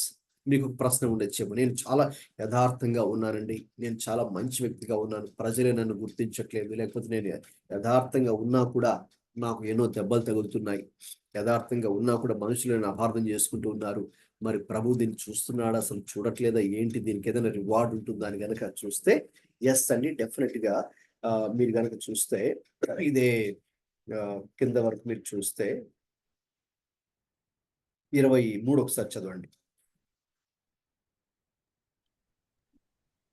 నేను మిమ్మును ఎన్నడూను ఎరుగను, ఉమ్. అక్రమము చేయువారులారా నా ఉమ్. యొద్ద నుండి పొండని వారితో చెప్పుదును. ఎవరు వారు? ఎవరు మిమ్మల్ని ఎరగని పొండి అని ఎవరితో చెప్తారంటే, చెడ్డ ఫలములు ఫలించినటువంటి వారు. అయితే వాళ్ళు మళ్ళీ పైకి ఏం చేస్తారంట? పైకి అందరు కనబడాలని మాత్రం, ఇదిగో ప్రభా ప్రభా అని మేము ప్రార్థనలు చేశాము, లేకపోతే మీ నామములో ప్రవచించాము, మీ నామములో దయ్యాలు కూడా వెలగొట్టాము, మీ నామములో అనేకమైన అద్భుతాలు కూడా చేశాము, లేకపోతే మీ నామములో అది చేశాము, ఇది చేశాము, ఈ లోకంలో చాలా పాపులర్ గా మేము ఉన్నాం. ఓకే, చాలా మంది మమ్మల్ని పొగిడారు, గుర్తించారు, అది చేశారు, ఇది చేశారు, ప్రభా ఏంటి మీకు తెలియదా అన్నప్పుడు ప్రభు సింపుల్ గా ఏం చెప్పారండి? అంత్య దినంలో నేను మిమ్మల్ని ఎరుగను పొండి, ఒక విధంగా చెప్పాలంటే గెట్ అవుట్ అన్నట్టుగా ఆయన అక్రమము చేయువారులారా. చూసారండి, చాలా స్ట్రాంగ్ వర్డ్ ప్రభు అక్కడ, స్ట్రాంగ్ డోసేజ్ తో కూడుకున్న మాట. అక్రమం అంటే వీళ్ళు ఎవరంటే, చెడ్డ ఫలం ఫలించేవారు ఎవరంటే అక్రమము చేయువారు. ఓకే, కావాలంటే మీరు అది రాసుకోవచ్చు. అక్రమము చేసేవారు అంటే అక్రమముగా జీవించారు. నేను చెప్పాను కదా, ఈ అధ్యాయంలో ప్రభువారు చెప్తున్న ముఖ్యమైన పాయింట్ ఏంటంటే, లైఫ్ ఇన్ గాడ్స్ కింగ్డమ్, దేవుని రాజ్యంలో మనం ఎలా జీవించాలి? మంచిగా జీవించాలంటే, ఓకే, చెడ్డ ఫలములు ఎవరంటే అక్రమంగా జీవించేవారు, అక్రమము చేసిన వారు. ఇప్పుడు చూడండి, దేవుడు మనల్ని సృష్టించాడంటే అక్రమంగా జీవించడం కోసం కాదు. అక్రమంకి వ్యతిరేక పదము సక్రమం లేక క్రమం అండి, అంతే కదండి. ఆర్డర్లీనెస్, క్రమము. ఆ క్రమానికి భిన్నమైంది, వ్యతిరేకమైంది అక్రమము. సో మనము చెడ్డగా జీవిస్తున్నామంటే అక్రమము చేస్తూ ఉన్న వారము. కాబట్టి దీన్ని ప్రభు చూస్తున్నాడు. ఒక రోజు ఆయన తీర్పు దినమందు ఆయన అందరిని విమర్శించే తీర్పు తీర్చే దేవుడు కాబట్టి చాలా స్ట్రాంగ్ గా ఆయన అక్రమం చేయువారులారా మీరు ఎవరో నాకు తెలియదు, ఇక్కడ నుంచి పొండి అని ఒక్క మాట వాళ్ళని ఆ మాట చెప్పి పంపించడం జరిగింది. సో కాబట్టి మనం గనక మంచి జీవితం జీవిస్తూ ఉంటే, మంచి ఫలభరితమైన జీవితం జీవిస్తుంటే, ప్రజలు చూసినా చూడకపోయినా, మెచ్చుకున్నా మెచ్చుకోకపోయినా, ప్రజలు మనల్ని విమర్శించినా లేక అపార్థం చేసుకున్నా, ఒక రోజు వస్తుంది ఆయన దినం, ప్రభు దినమందు. తప్పకుండా దానికైతే మనకు ప్రతిఫలం ఇచ్చి నమ్మకమైన మంచి దాసుడా మరి నా రాజ్యంలోకి రమ్ము అని మాత్రం మనకైతే ఆయన ఆహ్వానం వస్తుంది. మంచి ఫలములు ఫలించేవారుగా ఉన్నట్లయితే అప్పుడు దాని అర్థం ఏంటి? క్రమముగా ఈ లోకంలో మనం నడుచుకోవాలి. అక్రమం చేయవారు అన్నారే, ఆ బ్యాడ్ ట్రీకి వాళ్ళు రిజంబ్లెన్స్, వాళ్ళు గుర్తు అనమాట. ఎవరు చెట్టుకి ఎవరు గుర్తు అంటే అక్రమంతో జీవించేవారు. సో కాబట్టి మనం అలా కాకుండా క్రమం. సో అంటే అందుకే మనకు బైబిల్లో దేవుడు ప్రభు మనం క్రమంగా జీవించాలి అంటే, క్రమంగా ప్రవర్తించాలి అంటే, రైట్, ఆయన ఎన్నో మాటలు ఇక్కడ ఇందులో మనం తెలియజేస్తున్నారు. అవన్నీ కూడా మనం ఇక్కడ నేర్చుకుంటున్నాం కదండి బైబిల్ స్టడీలో. సో ఆ మాటల్ని మనం తీసుకొని మన జీవితానికి అన్వయించుకొని అలా క్రమంగా ఆయన చెప్పినట్టుగా మనం జీవిస్తే తప్పకుండా మనం దేవుని రాజ్యంలోకి ప్రవేశించడానికి అవకాశం ఉంది. కాబట్టి అందుకు దృష్టిలో మనం పెట్టుకొని మంచి ఫలములు ఫలించే మంచి చెట్టుగా మనం ఉందాం. అంటే దానందరం క్రమముగా జీవిస్తూ, క్రమముగా ప్రవర్తిస్తూ ఉండేవారుగా, అంటే ఆయన కోరుకుంటున్నట్టుగా మనం జీవించేవారుగా మనం ఉండాలని ప్రభు యొక్క ఉద్దేశం. రైట్ అండి. చివరి పాయింట్ మీతో షేర్ చేసుకొని ముగించేస్తాను. చదవండి. నెక్స్ట్ 24 నుండి ఇక చివరి దాకా 29 దాకా చదవండి. కాబట్టి నా మాటలు విని వాటి చొప్పున చేయు ప్రతివాడును బండ మీద తన ఇల్లు కట్టుకొని నా బుద్ధిమంతుని పోలియుండును. వాన కురిసెను, వరదలు వచ్చెను, గాలి విసిరి ఆ ఇంటి మీద కొట్టెను, గాని దాని పునాది బండ మీద వేయబడెను గనుక అది పడలేదు. మరియు ఈ నా మాటలు విని వాటి చొప్పున చేయని ప్రతివాడు ఇసుక మీద తన ఇల్లు కట్టుకొనిన బుద్ధిహీనుని పోలియుండును. వాన కురిసెను, వరదలు వచ్చెను, గాలి విసిరి ఆ ఇంటి మీద కొట్టెను, అప్పుడది కూలబడెను. దాని పాటు గొప్పదని చెప్పెను. యేసు ఈ మాటలు చెప్పి ముగించినప్పుడు జనసమూహములు ఆయన బోధకు ఆశ్చర్యపడుచుండిరి. ఏలయనగా ఆయన వారి శాస్త్రులెవలే కాక అధికారము గలవాని వలె వారికి బోధించెను. చాలండి, థ్యాంక్ యూ. చివరి వచ్చిన దాకా చదివారు. ఇక్కడ మనకి 2 రకాల మరి కట్టడములు కట్టేవారి గురించి మనం చూస్తున్నాం. 2 types of builders. Okay, so builders అంటే కట్టేవారు, గృహాన్ని కట్టేవారు. ఏ రీతిగా కట్టేవారు? ఇసుక మీద ఇల్లు కట్టుకున్న వారు ఒకరైతే, బండ మీద ఇల్లు కట్టుకున్నవారు మరొకరు. ఇసుక మీద ఇల్లు కట్టుకున్న వారిని ప్రభు బుద్ధిహీనుడితో, ఫూలిష్ పర్సన్తో పోల్చారు. అలాగే బండ మీద తన ఇల్లు కట్టుకున్న వ్యక్తిని జ్ఞానం గల వ్యక్తిగా ప్రభు పోల్చారు. మరి మీరు ఎలా మీ ఇంటిని కట్టుకుంటూ ఉన్నారు? రైట్, మీ ఇంటిని బుద్ధిహీనతతో కడుతూ ఉన్నారా? బుద్ధిమంతులుగా మనం ఉన్నామా? దేవుని రాజ్యంలో మనం జీవించాలి అంటే, మన జీవితాన్ని ప్రభు అంగీకరించాలంటే మనము ఫూలిష్గా, బుద్ధిహీనులుగా మనం ఉండకూడదు. జ్ఞానముతో మరి మనము జీవించేవారుగా ఉండాలి. జ్ఞానముతో మన ఇంటిని కట్టుకునేవారుగా ఉండాలి. ఆ జ్ఞానము ప్రభు అయిన యేసే దేవుని జ్ఞానము. ఆయన వాక్యమే మనకు జ్ఞానం. ఆయన వాక్యం మీద మన ఇంటిని మనం కట్టుకున్నప్పుడు అప్పుడు మాత్రమే ఆయన దృష్టిలో మనం జ్ఞానులుగా పిలబడతాం. లేకపోతే ఆయన్ని ప్రక్కన పెట్టి, ఆయన వాక్యాన్ని పక్కన పెట్టి, ఆయన యొక్క సన్నిధిని పక్కన పెట్టి ఇక మన ఇష్టానుసారంగా జీవించినప్పుడు, లేక లోకానుసారంగా మనం జీవించినప్పుడు, లేక ఏదో నామకార్థంగా జీవిస్తూ గనక ఉంటే మాత్రం తప్పకుండా మనకు ఈ వానలు వరదలు వస్తాయి కదండి ఈ లోకంలో. అంటే దాని అర్థం ఆత్మీయ జీవితానికి కూడా కొన్ని ఆటంకాలు, ఒడిదుడుకులు, ఎన్నో ఆటుపోట్లు మనకు తగులుతూ ఉంటాయి కదండి. అలాంటి పరిస్థితుల్లో మనం ఇంకా స్ట్రాంగ్ గా ఉండలేం కదండి. పెద్ద గాలి వచ్చినప్పుడు, లేక పెద్ద తుఫాన్ వచ్చినప్పుడు ఆ ఇసుక మీద కట్టబడినట్టు గృహం అది వెంటనే కూలిపోతుంది, పడిపోతుంది కదండి. దానికి మంచి పునాది లేదు. సో అలాగే మనకు కూడా మన ఆత్మీయ జీవితం ముందుకు వెళ్తుండగా ఈ లోకంలో మరి మనకు కొన్ని శ్రమలు రావచ్చు, కొన్ని సందర్భాల్లో ఈ లోకంలో మనకు కొంతమంది మనల్ని విమర్శించవచ్చు. ఈ లోకంలో కొన్నిసార్లు మనల్ని మన శత్రువైనటువంటి అపవాది కొన్ని విధాలుగా మన మీద దాడి చేయవచ్చు. అటువంటి పరిస్థితుల్లో మీరు అవన్నీ కూడా తట్టుకొని బలంగా నిలబడి ఉండాలి అంటే, పడిపోకుండా ఉండాలి అంటే, శోధనలు వచ్చినప్పుడు ఆ శోధనలో పడిపోకుండా నిలబడే బలంగా ఉండాలి అంటే, లేక మన చుట్టూ ఉన్నవారు అందరూ మనల్ని విమర్శిస్తూ ఉన్నప్పటికీ కూడా మనము వాటిని తట్టుకొని బలంగా ఆత్మీయంగా మనం జీవించాలంటే you must be strong, you must be wise. మనము బలమైన పునాది మనం వేసుకోవాలి. కాబట్టి మీరే ఆలోచించుకోండి, are we foolish are we wise? What kind of builders are we? ప్రభు మన ముందు ఆప్షన్స్ పెడుతున్నారండి. ప్రభు అయితే మన ముందు ఈ అధ్యాయంలో ఆప్షన్స్ పెడుతున్నారు. నువ్వు ఎలా జీవించాలనుకుంటున్నావా? ఇలా జీవించాలనుకుంటున్నావా? వేషధారిగా ఉండాలనుకుంటున్నావా? లేకపోతే ఇరుకు మార్గంలో ప్రయాణించాలనుకుంటున్నావా? విశాల మార్గంలో ప్రయాణించాలనుకుంటున్నావా? అలాగే చెడ్డ చెట్టుగా ఉండాలనుకుంటున్నావా? మంచి ఫలం ఫలించే చెట్టుగా ఉండాలనుకుంటున్నావా? అలాగే జ్ఞానంతో కూడుకున్న వ్యక్తి పండ మీద కట్టుకున్న తన ఇంటిని కట్టుకున్నట్టు బుద్ధిమంతుని పోలి నీవు ఉండాలనుకుంటున్నావా? లేకపోతే ఇసుక మీద కట్టుకొని ఓకేనా మీ ఇష్టానుసారంగా జీవించాలనుకున్న ఒక బుద్ధిహీనుని పోలి ఉండాలనుకున్నావో నీ చేతుల్లో ఉన్నది ఆ నిర్ణయం, రైట్? మనం తీసుకోవాలి. ఓకే, ఏ లైఫ్ మనం జీవిస్తే ప్రభు అంగీకరిస్తాడో, ఏ లైఫ్ మనం జీవిస్తే దేవుడు అంగీకరించడం చాలా స్పష్టంగా ఈ అధ్యాయంలో ప్రభు తెలియజేశారండి. ఇంకా ప్రభు చెప్పినటువంటి ఈ మాటలు, ఈ లాస్ట్ టూ వర్స్ మీరు చూస్తే మరి టైం అవుతుంది కాబట్టి త్వరగా ముగించేస్తున్నాను. 28 చూస్తే యేసు ఈ మాటలు చెప్పి ముగించినప్పుడు, అంటే మొత్తం ఈ అధ్యాయం ఒకటే కాదు, మత్తయి సువార్త 5, 6, 7 అంటే ఈ 3 అధ్యాయాల్లో ఆ కొండ మీద ప్రసంగం, సెర్మన్ ఆన్ ద మౌంట్ మనం చూస్తున్నాం కదండి. ఆయన ఆ సెర్మన్ ఆన్ ద మౌంట్ కొండ మీద ఆయన ఈ ప్రసంగం చెప్తున్నాడు. కాబట్టి ఆ ప్రసంగాన్ని ముగించినప్పుడు జన సమూహములు ఆయన బోధకు ఆశ్చర్యపడ్డారు. ఎందుకు ఆశ్చర్యపడ్డారంటే, ఆ రోజుల్లో కూడా బోధలు చేసేవారు ఉన్నారు, శాస్త్రులు పరిశీలు ఉన్నారు. అయితే ఆయన వారి వలె కాకుండా అధికారము గల వాని వలె వారికి బోధించరు. అధికారం గల వాని వలె బోధించినట్టు అర్థం ఏంటంటే ఏదో గట్టిగా అరుస్తూ కేకలేస్తూ కాదండి.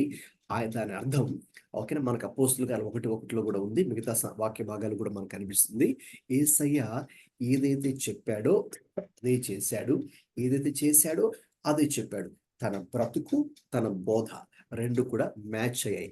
What he practised he preached, and what he preached he practised. అయితే ఇక్కడ శాస్త్రుల పరిశీలన అలా కాదండి. వాళ్ళు చెప్పేది వేరు, చేసేది వేరు, రైట్? వారి బోధ ఒకలాగా ఉంటుంది, వారి బ్రతుకు ఇంకొకలాగా ఉంటుంది. కాబట్టి మనుషులకు అది తెలుసు, విశ్వాసులకు అది తెలుసు. కాబట్టి మరి అక్కడ చాలా స్పష్టంగా మరి యేసు బోధించిన బోధకు వాళ్ళు ఆశ్చర్యపడి, ఎందుకంటే ఆయన ఎలాగైతే జీవిస్తున్నాడో అదే బోధించాడు, ఏదైతే బోధించాడో అదే వారికి చెప్పడం జరిగింది. అంటే ఒక మాదిరికరమైన జీవితాన్ని యేసయ్య కలిగి ఉన్నాడు. ఆయన వాటిని పాటిస్తూ ఈ భూమి మీద ఉన్నప్పుడు ఇతరులు కూడా అది బోధించాడు. అదేనండి కొండ మీద చేసిన ప్రభు ప్రసంగం.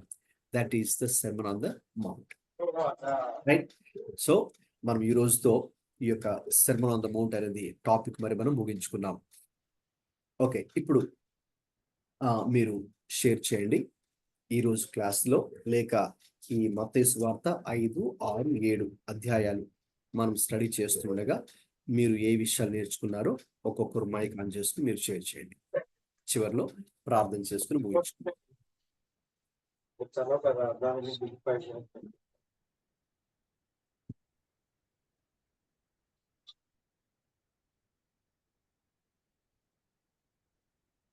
రైట్, ఎవరైనా షేర్ చేయొచ్చండి, నో ప్రాబ్లం.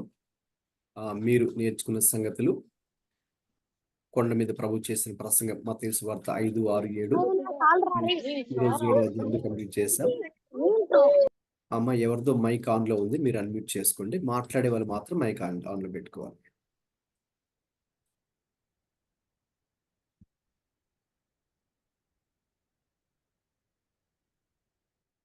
రైట్, స్టార్ట్ చేయండి. ఒక్కొక్కరు ఒక్కొక్క విషయం పంచుకోండి, నో ప్రాబ్లం. మీరు మత్తయి సువార్త 5, 6, 7లో నేర్చుకున్న విషయాలు.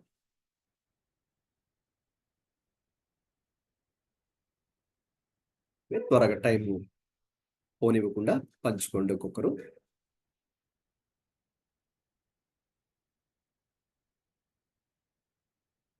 ప్రైజ్లాడు పాస్టర్ గారు. చెప్పమ్మా. మీరు లోకానికి ఉప్పు అయి ఉన్నారు. ఆ ఉప్పు గురించి మరి నేను ఇంతవరకు కూడా ఆ మెసేజ్ అలా వినలేదు. మరి చాలా లోతుగా నేను తెలుసుకున్నానండి. దాని నిజంగా లోతుగా దాని అర్థం అంత తెలియదు నాకు. మరి దేవుడు మీ ద్వారా నాతో మాట్లాడాడు. అది చాలా బ్లెస్ అయ్యాను నేను. మరి ఇంకా ఈ రోజు కూడా ఫలించడం గురించి కానీ, ఇరుకు మార్గం, విశాల మార్గం, అతన్ని ఫలించడం అంతా కూడా దేవుడు నాతో మాట్లాడారండి. తీర్పు తీర్చడం గురించి కూడా అన్ని విషయాలు నాకు మరి తెలియదు. ఎలా తీర్పు తీర్చడం, ఎట్లాగా, మరి ఎట్లా తీర్చాలి, ఏంటి, అవన్నీ కూడా దేవుడు మరి మీ ద్వారా నాతో మాట్లాడండి. చాలా థ్యాంక్స్ పాస్టర్ గారు. Please. Right, praise God. Next అండి.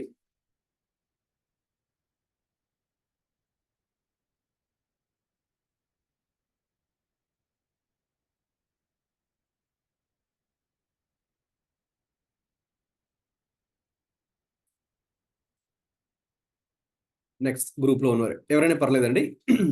ఒకరి తర్వాత ఒకరు త్వరగా చెప్పేయండి. Just 1 line or 1 point 1 minute మీరు షేర్ చేసుకోవచ్చు.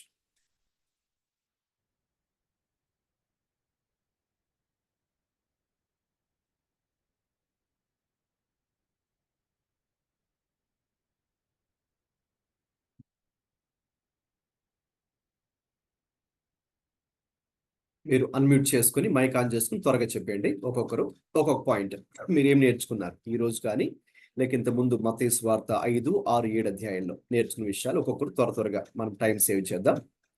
టైం అయింది కాబట్టి ప్రేయర్ చేసుకుని ముగించుకుందాం. ఈ లోపు చెప్పండి మరి.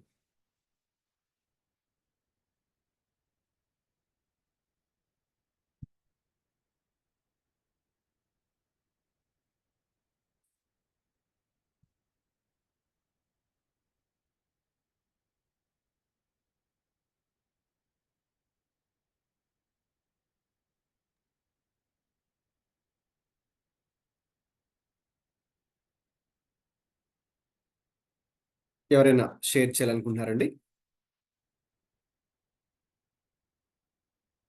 షేర్ చేయాలనుకున్న వారు మైక్ మీరు అన్మ్యూట్ చేసుకుని మాట్లాడండి.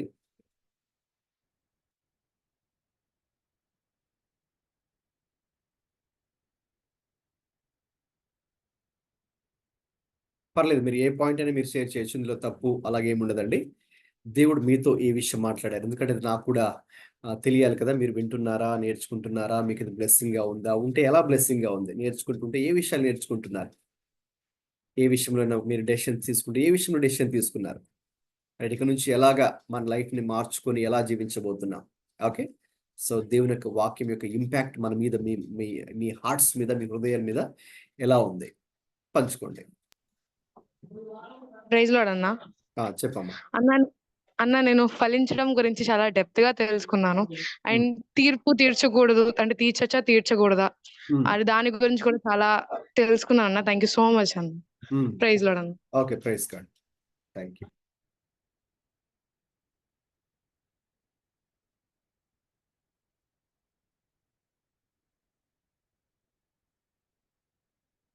నెక్స్ట్ అండి. Praise Lord. మీరు 5th చాప్టర్ చెప్పేటప్పుడు హృదయ శుద్ధి గల వారు ధన్యులు, వారు దేవుని చూచెదరు అని చెప్పినప్పుడు, అక్కడ హృదయ శుద్ధి అనేది అది ఒక్కరోజు లేదంటే ఏదన్నా సంవత్సరానికి ఒకసారి అట్లా చేసేది కాదు.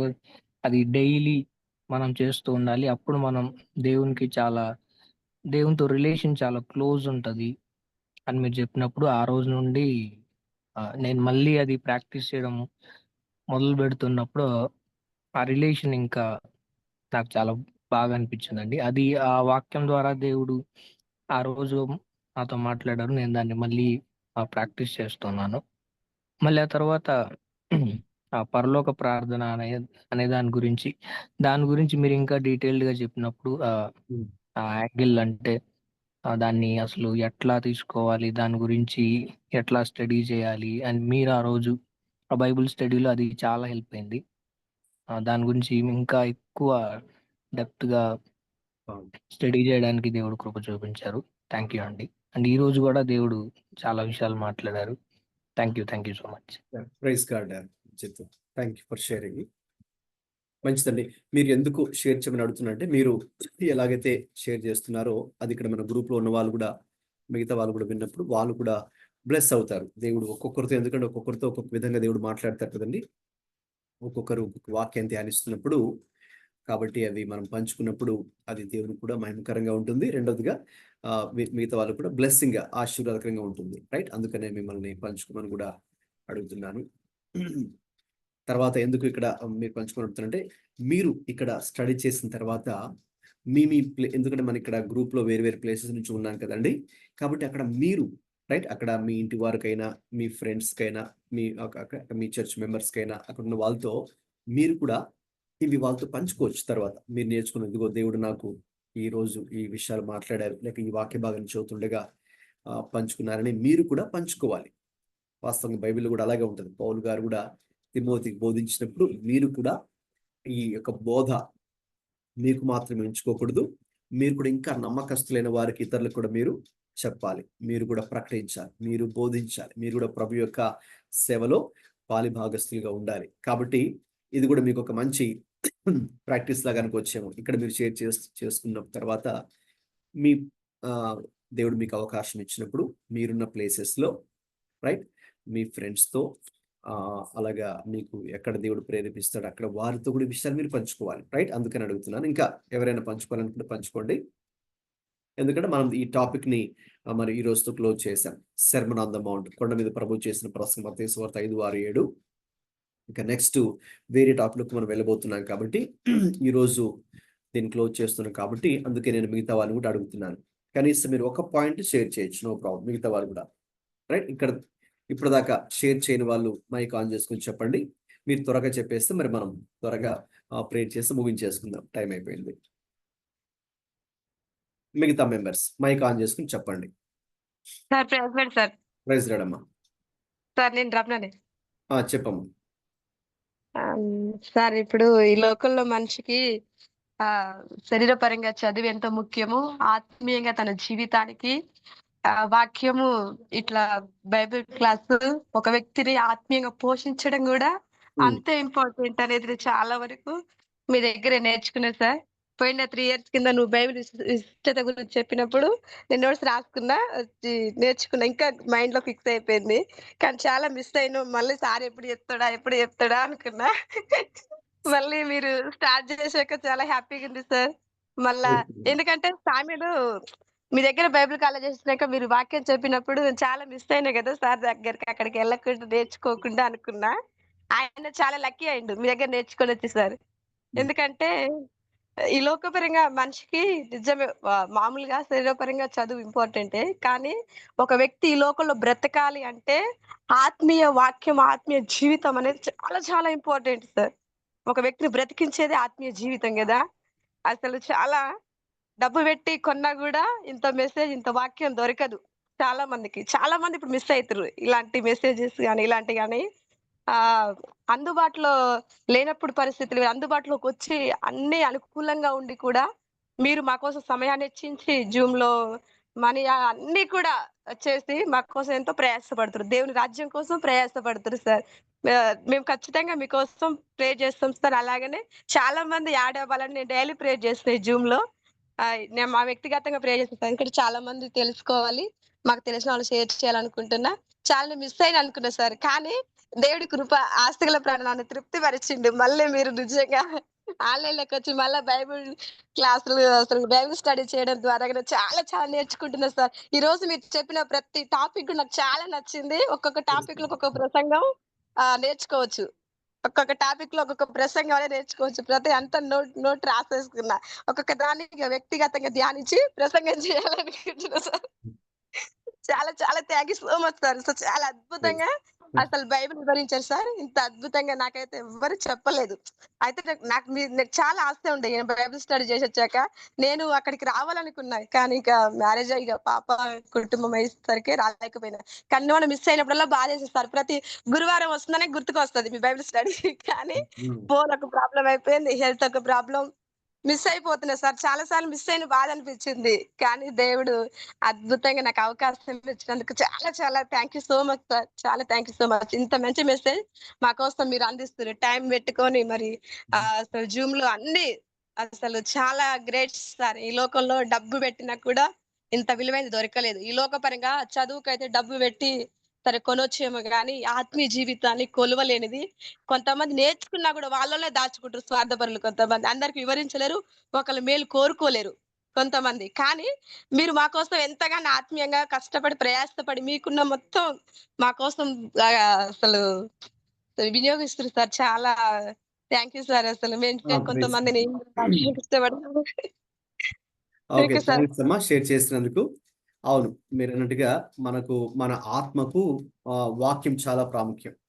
రైట్, ఈ లోకంలో మనకన్నీ ఎలాగైతే మనం ఉపయోగిస్తుంటామో మన ఆత్మ బలపరచబడడానికి దేవుని యొక్క వాక్యం.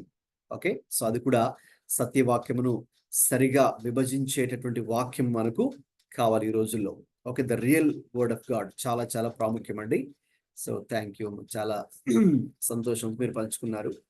సో అలాగే మిగతా వారు కూడా దయచేసి గ్రూప్ లో ఉన్నారు, మిగతా వాళ్ళు కూడా పంచుకోవాలనుకున్నారు కదా, మీరు మైక్ ఆన్ చేసుకుని పంచుకోండి. అన్న ప్రైజ్ లార్డ్ అన్న. Praise Lord sister. అన్న యాక్చువల్లీ అన్ని చదివినవే, అన్ని విన్నవే, అన్ని అండర్లైన్ చేసుకున్నవే, అయినప్పటికీ వాటిని అనుసరించే జీవితం అయితే లేదన్న నా లోపల. అంటే వాటి అర్థం తెలిసినప్పటికీ అది అప్లికేబుల్ అంటే అదే జీవితము జస్ట్ చదువుకోవడం వదిలిపోయడం, అండర్లైన్ చేసుకోవడం, జస్ట్ హెడ్లైన్స్ పెట్టుకోవడం కాదు, కానీ అలానే బ్రతకాలని నేను తెలుసుకున్నానన్న. విన్న అంటే మీరు స్టార్ట్ చేసిన బైబిల్ స్టడీ నుండి ఇప్పటి వరకు నేను అది ఎవ్రీడే ప్రాక్టీస్ చేస్తున్నాను. థ్యాంక్ యూ సో మచ్ అండి. Welcome sister.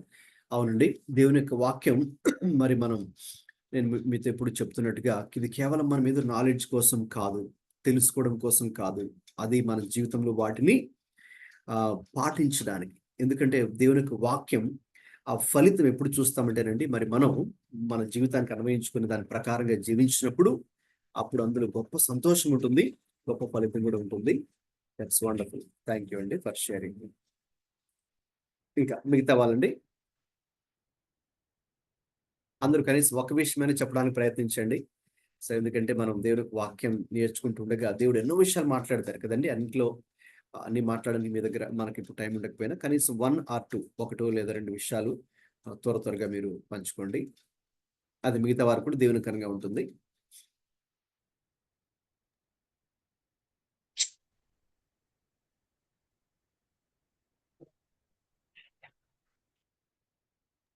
ప్రైజ్ లార్డ్ అన్న. Praise Lord. నేను ఈరోజు పర్సివరెన్స్ గురించి ఎక్కువ ఒప్పించబడ్డాను. అంటే ప్రేయర్ ఆన్సర్ అయి వచ్చే వరకు చేయాలి అని వింటాం, కానీ అది ఆ సిచ్యువేషన్ వచ్చినప్పుడు అది ఎదుర్కొంటున్నప్పుడు మళ్ళీ మర్చిపోతాం, మళ్ళీ విసిగిపోతాం. అట్లా ఉండకూడదు అని దేవునితో మాట్లాడారు. ఆ తర్వాత it is good to choose the difficult path. ఎందుకు అంటే ఆ డిఫికల్ట్ పాత్లో ఆయన మనతో ఉండి మనకి హెల్ప్ చేస్తారు అనేది ఈరోజు నేను నేర్చుకున్నాను. Right, thank you. రోహిత చెప్పిన విషయాలు రెండండి. ఒకటి, ప్రార్థనలో మనం సహనంతో పట్టు విడవకుండా ప్రార్థించాలి. చాలాసార్లు 1-2 సార్లు ప్రార్థన చేసి నాకు ఏమి జవాబు రావట్లేదేమో అని మనం నిరుత్సాహపడతాం, కానీ మనం అలాగా ప్రార్థనలో మనం కొనసాగాలి. పర్సివరెన్స్ అంటే అదేనండి.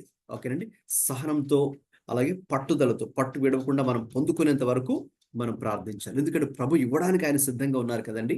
సో మనలో దేవుడు కొన్నిసార్లు టెస్ట్ చేస్తాడండి. మరి చూద్దాం, వీళ్ళు 1-2 సార్లు ప్రార్థించిన తర్వాత ఒకవేళ నేను ఆయన కనుక సమాధానం డిలే చేస్తే మన రెస్పాన్స్ ఎలా ఉంటుంది, మనలో పట్టుదల విడిచిపెడతామా అనేది ప్రశ్నిస్తారు. సో మనం ఆ విషయంలో పట్టుదలతో పొందుకునేంత వరకు ప్రార్థన చేద్దాం, దేవుడు తప్పకుండా మనకు సమాధానం ఇస్తాడు. రెండవదిగా రోహిత షేర్ చేసిన విషయం ఏంటంటే, మనం కొన్నిసార్లు ప్రభు చెప్పినట్టుగా ఇరుకు మార్గమున ప్రవేశించడానికి మీరు ప్రయత్నించండి.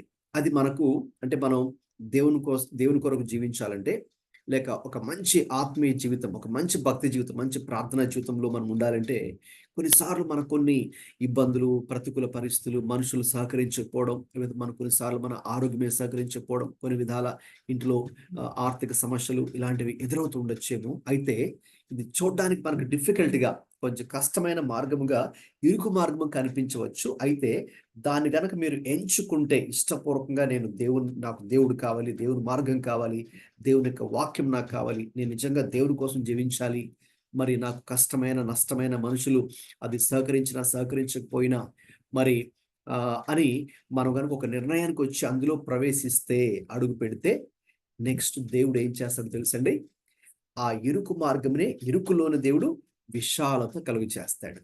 దేవుడు మనల్ని అలాగే మీరు ఇంకా అందులోనే ఉండిపోండి అన్నట్టుగా దేవుడు ఏమీ అలాగే మాట్లాడు, కానీ దేవుడు మనకు ఆ ఇరుకులో విశాలత కలుగు చేసి, రైట్, అందులో గొప్ప ఆనందాన్ని దేవుడు మనకు ఇస్తాడు. రైట్, మంచిది. ఇంకా రోహిత్, ఇంకా నువ్వేదో చెప్పబోయావు కదమ్మా, ఇంకా వేరేది? What he preached, what he practised, అది చాలా ఎక్కువ. ఓకే, ఎస్ అవును. సో ఒకసారి అపోస్తుల కార్యాలు మీకు ఆ వాక్యం చూపిస్తాను కదా, మేబీ రోహిత్ ఆ పాయింట్ షేర్ చేసింది కాబట్టి ఒకసారి చదవండి. అపోస్తుల కార్యాలు 1వ అధ్యాయము 1వ వచనం అండి. Book of acts chapter 1 verse 1. అపోస్తుల కార్యాలు 1వ అధ్యాయం 1వ వచనం చదవండి త్వరగా. ఓ థియోఫిలో, యేసు తాను ఏర్పరచుకున్న అపోస్తలులను ఆజ్ఞాపించిన తరువాత ఆయన పరమునకు చేర్చుకొనబడిన దినము వరకు ఆయన చేయుటకును బోధించుటకును ఆరంభించిన వాటన్నిటిని గురించి నా మొదటి గ్రంథమందు రచించుతాను. చాలండి, అక్కడ మీరు నోటీస్ చేయాల్సిన 2 పదాలండి, ఆయన చేయుటకును బోధించుటకును. Right, so both to preach and to practise, to do and to teach. Okay, చేయుటకు అలాగే చెప్పుటకు చేయుటకు. ఓకే, కాబట్టి ఏదైతే ఆయన చెప్పాడో అది చేశాడు, ఏదైతే చేశాడో అదే చెప్పాడు. అది ప్రజలందరూ కూడా ఆ రోజుల్లో చూశారు.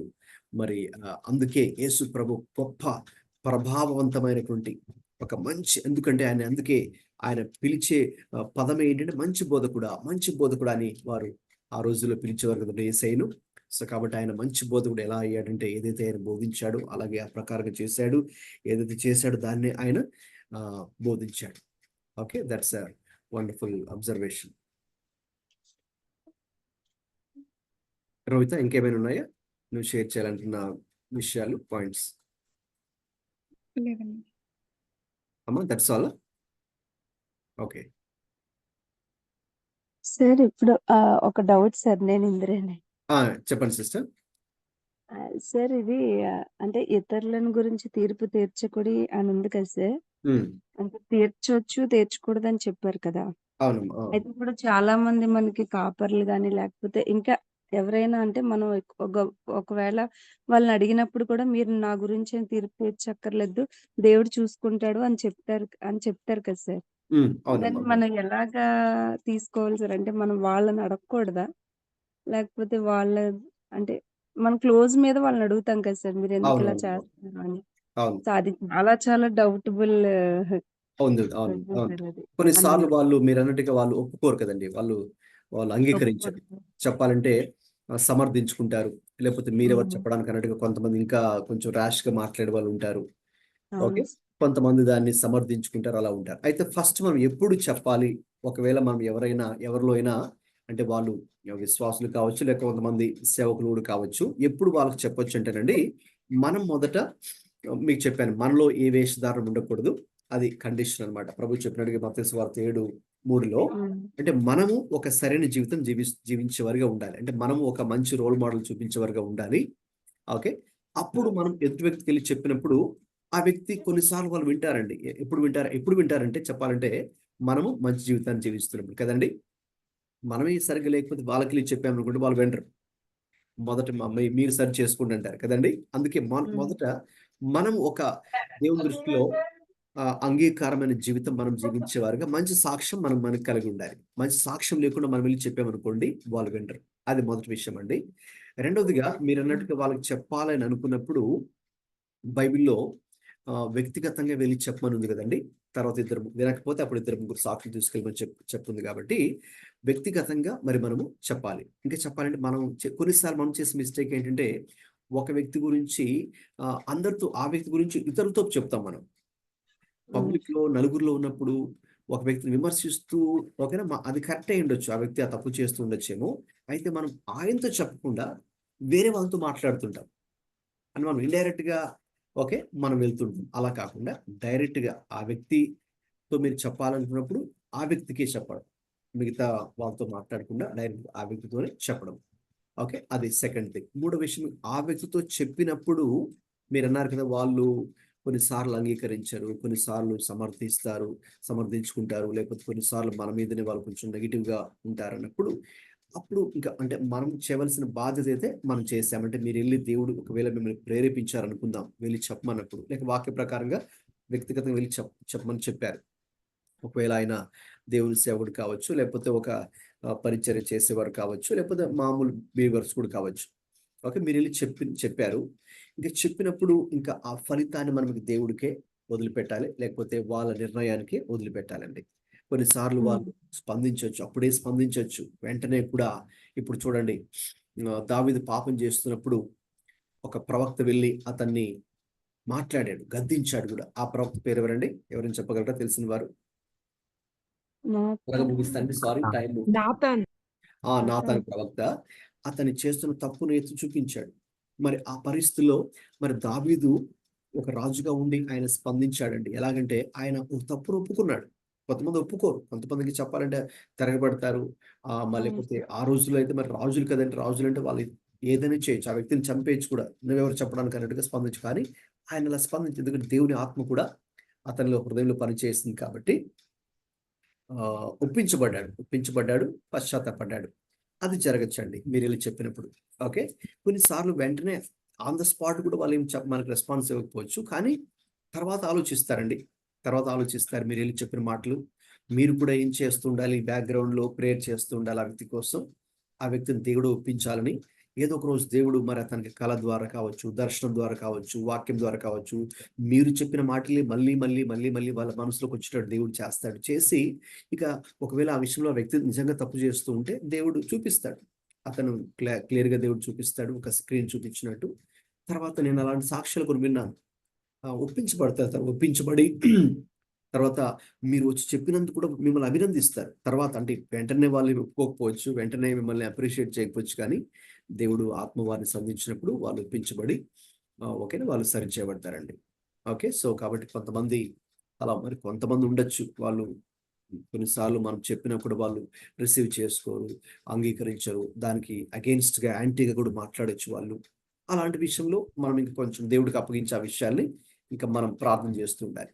రైట్, అంతే. కొంతమంది విషయంలో రైట్ మనం మాట్లాడిన తర్వాత కూడా ఒప్పుకోకపోతే మరి రైట్ మనమైతే వారిని దేవుడికి అప్పగించి ప్రార్థన చేస్తూ ఉండాలి.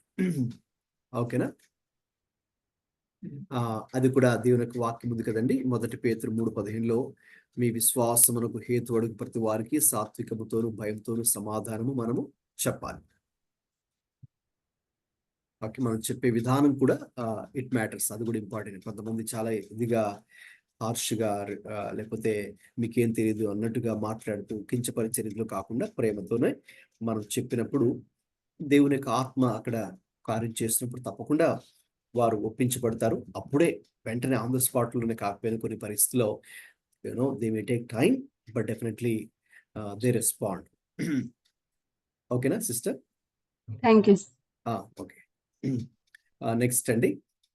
నెక్స్ట్ షేర్ చేయాలంటే వారు త్వరగా లేక మీకు క్వశ్చన్ కానీ, లేకపోతే మత్తయి సువార్త 5, 6, 7 అధ్యాయాల్లో ఈ సర్మన్ ఆన్ ద మౌంట్, ప్రభు కొండ మీద చేసిన ప్రసంగంలో ఇంతవరకు మనం ధ్యానం చేశాం కదా. మీరు నేర్చుకున్న విషయాలు కానీ, మీరు అబ్జర్వ్ చేసిన విషయాలు, దేవుడు మీతో మాట్లాడిన విషయాలు, ఓకే, వాటిని పంచుకోవాలని చెప్తున్నాను కదా. ఇంకెవరైనా ఉన్నారండి? ఉంటే మీరు మైక్ ఆన్ చేసుకుని త్వరగా పంచుకోండి.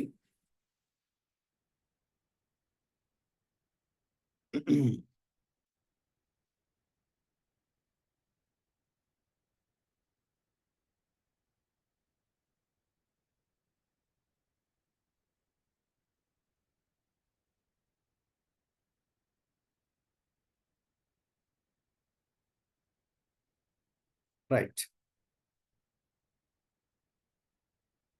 ఎవరు లేనట్లయితే మరి నేను ఇంకా ప్రార్థన చేసి ముగిస్తానండి. ఎనీబడి? సో ఇది ప్రతి సెషన్ కూడా మనం రికార్డ్ చేస్తున్నామండి. రికార్డ్ చేస్తూ మన యూట్యూబ్ ఛానల్ కూడా యాక్చువల్గా అప్లోడ్ చేస్తున్నాం. ఎవరైనా ఒకవేళ మిస్ అయి ఉన్నట్లయితే ఈరోజు లేక లేట్గా జాయిన్ అయినట్లయితే దయచేసి మీరు తర్వాత మన ఛానల్లోకి పాస్టర్ ప్రభు కుమార్ అబండెంట్ లైఫ్ మినిస్ట్రీస్ అనేది మన ఛానల్ పేరు. అందులోకి మీరు వెళ్ళి చూసినట్టయితే ఇది కంప్లీట్ సెషన్ అందులో ఉంటుంది. మీరు మళ్ళీ మీ ఫ్రీ టైంలో కూడా ఒకసారి మీరు వినండి. ఓకే, మీ ఫ్రీ టైంలో బైబిల్ ముందు ఉంచుకొని నోట్బుక్ అండ్ పెన్ రెడీగా ఉంచుకొని ప్రేయర్ఫుల్గా మీరు ఇంకొకసారి మీరు విన్నప్పుడు రైట్ దేవుడు మనకు అనేక సంగతులు కూడా మాట్లాడతారనేది నేను నమ్ముచున్నాను. సో అలాగా మీరు నేర్చుకున్న సంగతులు మీరు ఎక్కడి నుంచి మీరు జాయిన్ అవుతున్నారో రైట్, వేరే వేరే ప్లేస్ నుంచి కూడా జాయిన్ అవుతున్నారు కాబట్టి అలాగా మీ ఇంటి వారికైనా, స్నేహితులకైనా, బంధువులకైనా, చర్చ్ మెంబర్స్కైనా ఓకే మీరు వారితో కూడా పంచుకోండి. రైట్, అలా పంచుకున్నప్పుడు మనం ఇంకా దీవించబడతాం, వారు దీవించబడతారు, దేవుని యొక్క నామము మహింపరచబడుతుంది. రైట్, దేవుని ఉద్దేశం కూడా అదే. మనందరూ కూడా అలాగున ఒకరినొకరు పురుకొల్పుకోవాలి. రైట్, ఒకరినొకరు బలపరుచుకోవాలి, ఒకరికొకరు ప్రార్థించుకోవాలి.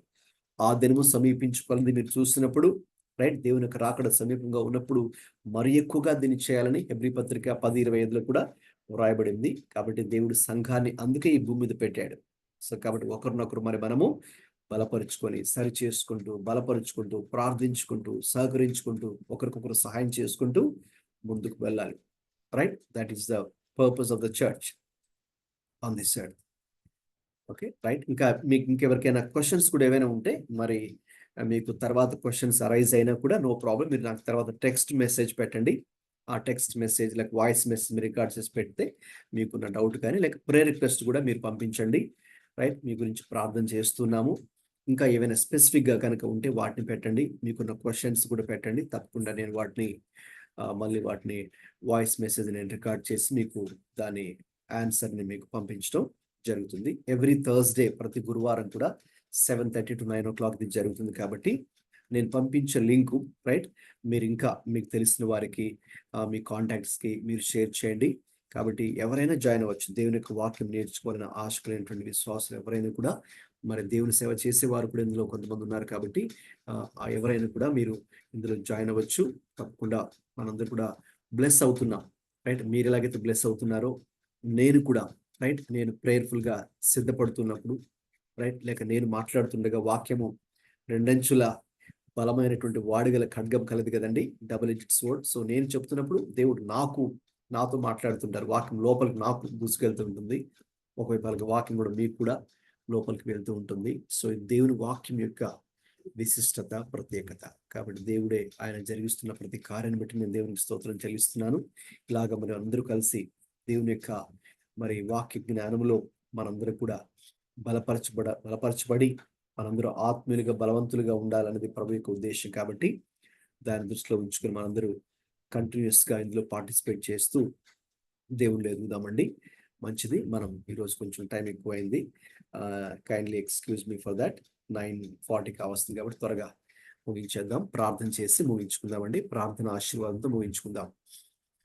ప్రేమల తండ్రి, మహాపరిశుద్ధుడా ప్రభు, ఇదిగో ప్రతి గురువారం కూడా ఇలాగ ఆన్లైన్లో నైనా మీ యొక్క వాక్యాన్ని యేసయ్య ముఖ్యంగా మీరు జీవించిన జీవితమును, మీరు చేసిన బోధలను, మీరు చేసిన పరిచర్యను ప్రభువా మేము తండ్రి ఒక క్రమమైన రీతిలో అయ్యా మరి తండ్రి లోతైనటువంటి విధానంలో మా యొక్క జీవితాలకి అన్వయించుకుంటూ ప్రభువా మరి మేము తండ్రి నేర్చుకోవడానికి ఇచ్చినటువంటి మనస్సును బట్టి, కృపను బట్టి, అవకాశం బట్టి, సమయాన్ని బట్టి, ఆరోగ్యాన్ని బట్టి, అన్నిటిని బట్టి దేవాస్తోత్రాలు చెల్లిస్తున్నాను తండ్రి. మరి ఇందులో ప్రతి వారం కూడా తప్పకుండా ఎవరైతే ఏ బిడ్డలైతే జాయిన్ అవుతున్నారో వారు తండ్రి సమయాన్ని ఇక్కడ వెచ్చిస్తూ ఉన్నారు తండ్రి ప్రభువా. అయ్యా వారు మీ పట్ల ఆశ కలిగి ఉన్నారు, దేవుని కొరకు అయ్యా ఆకలి దప్పికలతో ఉన్నారు. వారందరిని బట్టి మీకు స్తోత్రాలు తండ్రి. ప్రతి ఒక్కరిని మీరు ఆత్మీయంగా మండించమని ప్రార్థిస్తున్నాను తండ్రి. మీ పట్ల, వాక్యము పట్ల, ఆత్మీయత పట్ల, ఆత్మీయ జీవితము పట్లనైనా అయ్యా ఇంకా లోతుల్లోకినైనా మమ్మల్ని తోడుకుని వెళ్ళమని ప్రార్థిస్తున్నాము నైనా. అప్పుడు అయ్యా మీతో సహవాసం మరింత బలపడాలి ప్రభువా. మిమ్మల్ని ఇంకా ఎక్కువగా మేము ప్రేమించాలి ప్రభువా. మీ మార్గాలు మేము అయ్యా గ్రహించేవారుగా, మీ చిత్తమును గ్రహించేవారుగా, మీ చిత్తమును జరిగించేవారుగా, మీ కొరకై జీవించేవారుగా, అనేకులకు ఈ లోకము మేము తండ్రి మాదిరికరంగా జీవిస్తూ అనేకులకు దీవెనకరంగా కూడా మేము జీవించాలి ప్రభువా. మా జీవితం ఈ రోజు మేము విన్నాం అయ్యా. దేవుని రాజ్యంలో మా జీవితం ఎలా ఉండాలో, మేము ఎలా జీవించాలో ఈ లోకంలో ఉండగా ప్రభువా ఎన్నో సంగతులు మీరు మాకు తెలియచేశారు. అయితే చాలా విషయాలు తండ్రి మేము తప్పిపోతూ ఉండొచ్చేమో దేవా, దయచేసి మిమ్మల్ని అందరినీ క్షమించమని కూడా అడుగుతున్నాం ప్రభువా. ఆ విషయంలో మేము కూడా ఎప్పటికప్పుడు పశ్చాత్తాపడుతూ, ఎప్పటికప్పుడు పరిశుద్ధాత్మ దేవుడు చెబుతున్న సంగతులను అయ్యా వాటి మీద మా దృష్టిని నిలిపినాయన. ఏ విషయాలు సరి చేసుకోవాలో సరి చేసుకుంటున్నాయినా మేము మీ చేయి పట్టుకొని ప్రియ పరిశుద్ధాత్మ దేవుడా మీతో ఉన్న ఈ సహవాసంలో మరింత బలపడడానికినైనా కృప చూపించమని అడుగుతున్నాం నాయన. మీరు మాకు నేర్పిస్తున్న సంగతులు అయ్యా కేవలం తండ్రి మాలోనే ఉంచుకోకుండా ఇంకా మీరు అవకాశం ఇచ్చినప్పుడు అనేకులకు మా చుట్టుపక్కల అనేక మంది తండ్రి నశించిపోతున్న వారు ఉన్నారు ప్రభువా. దేవుని మార్గాలు తెలియని వారు ఉన్నారు ప్రభువా.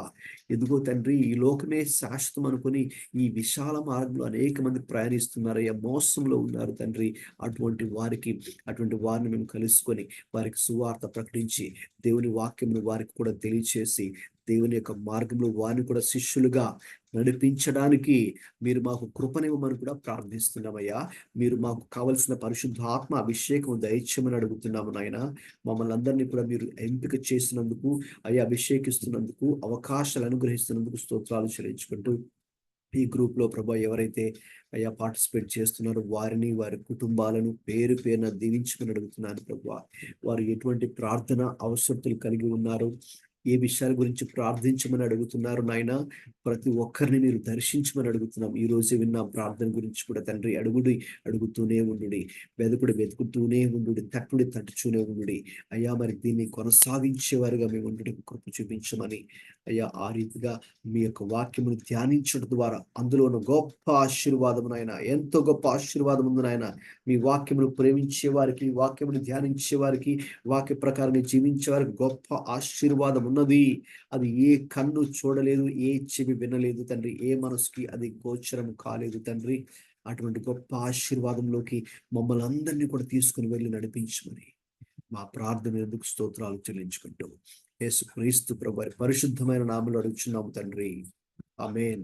ఇప్పుడు మన తండ్రి అయిన దేవుని ప్రేమయు, ప్రభు అయిన యేసుక్రీస్తు కృపయు, పరిశుద్ధాత్మ దేవుని తోడు సహవాసమును, వాక్యమును ప్రేమించి వాక్యమును ధ్యానిస్తున్నటువంటి ప్రతి బిడ్డకు, వారి కుటుంబములకు ఇప్పుడు ఎల్లప్పుడూ సదాకాలం తోడై ఉండి నడిపించును గాక. ఆమేన్. ఆమేన్. అందరికీ ప్రైజ్ లార్డ్ అండి. God bless you all.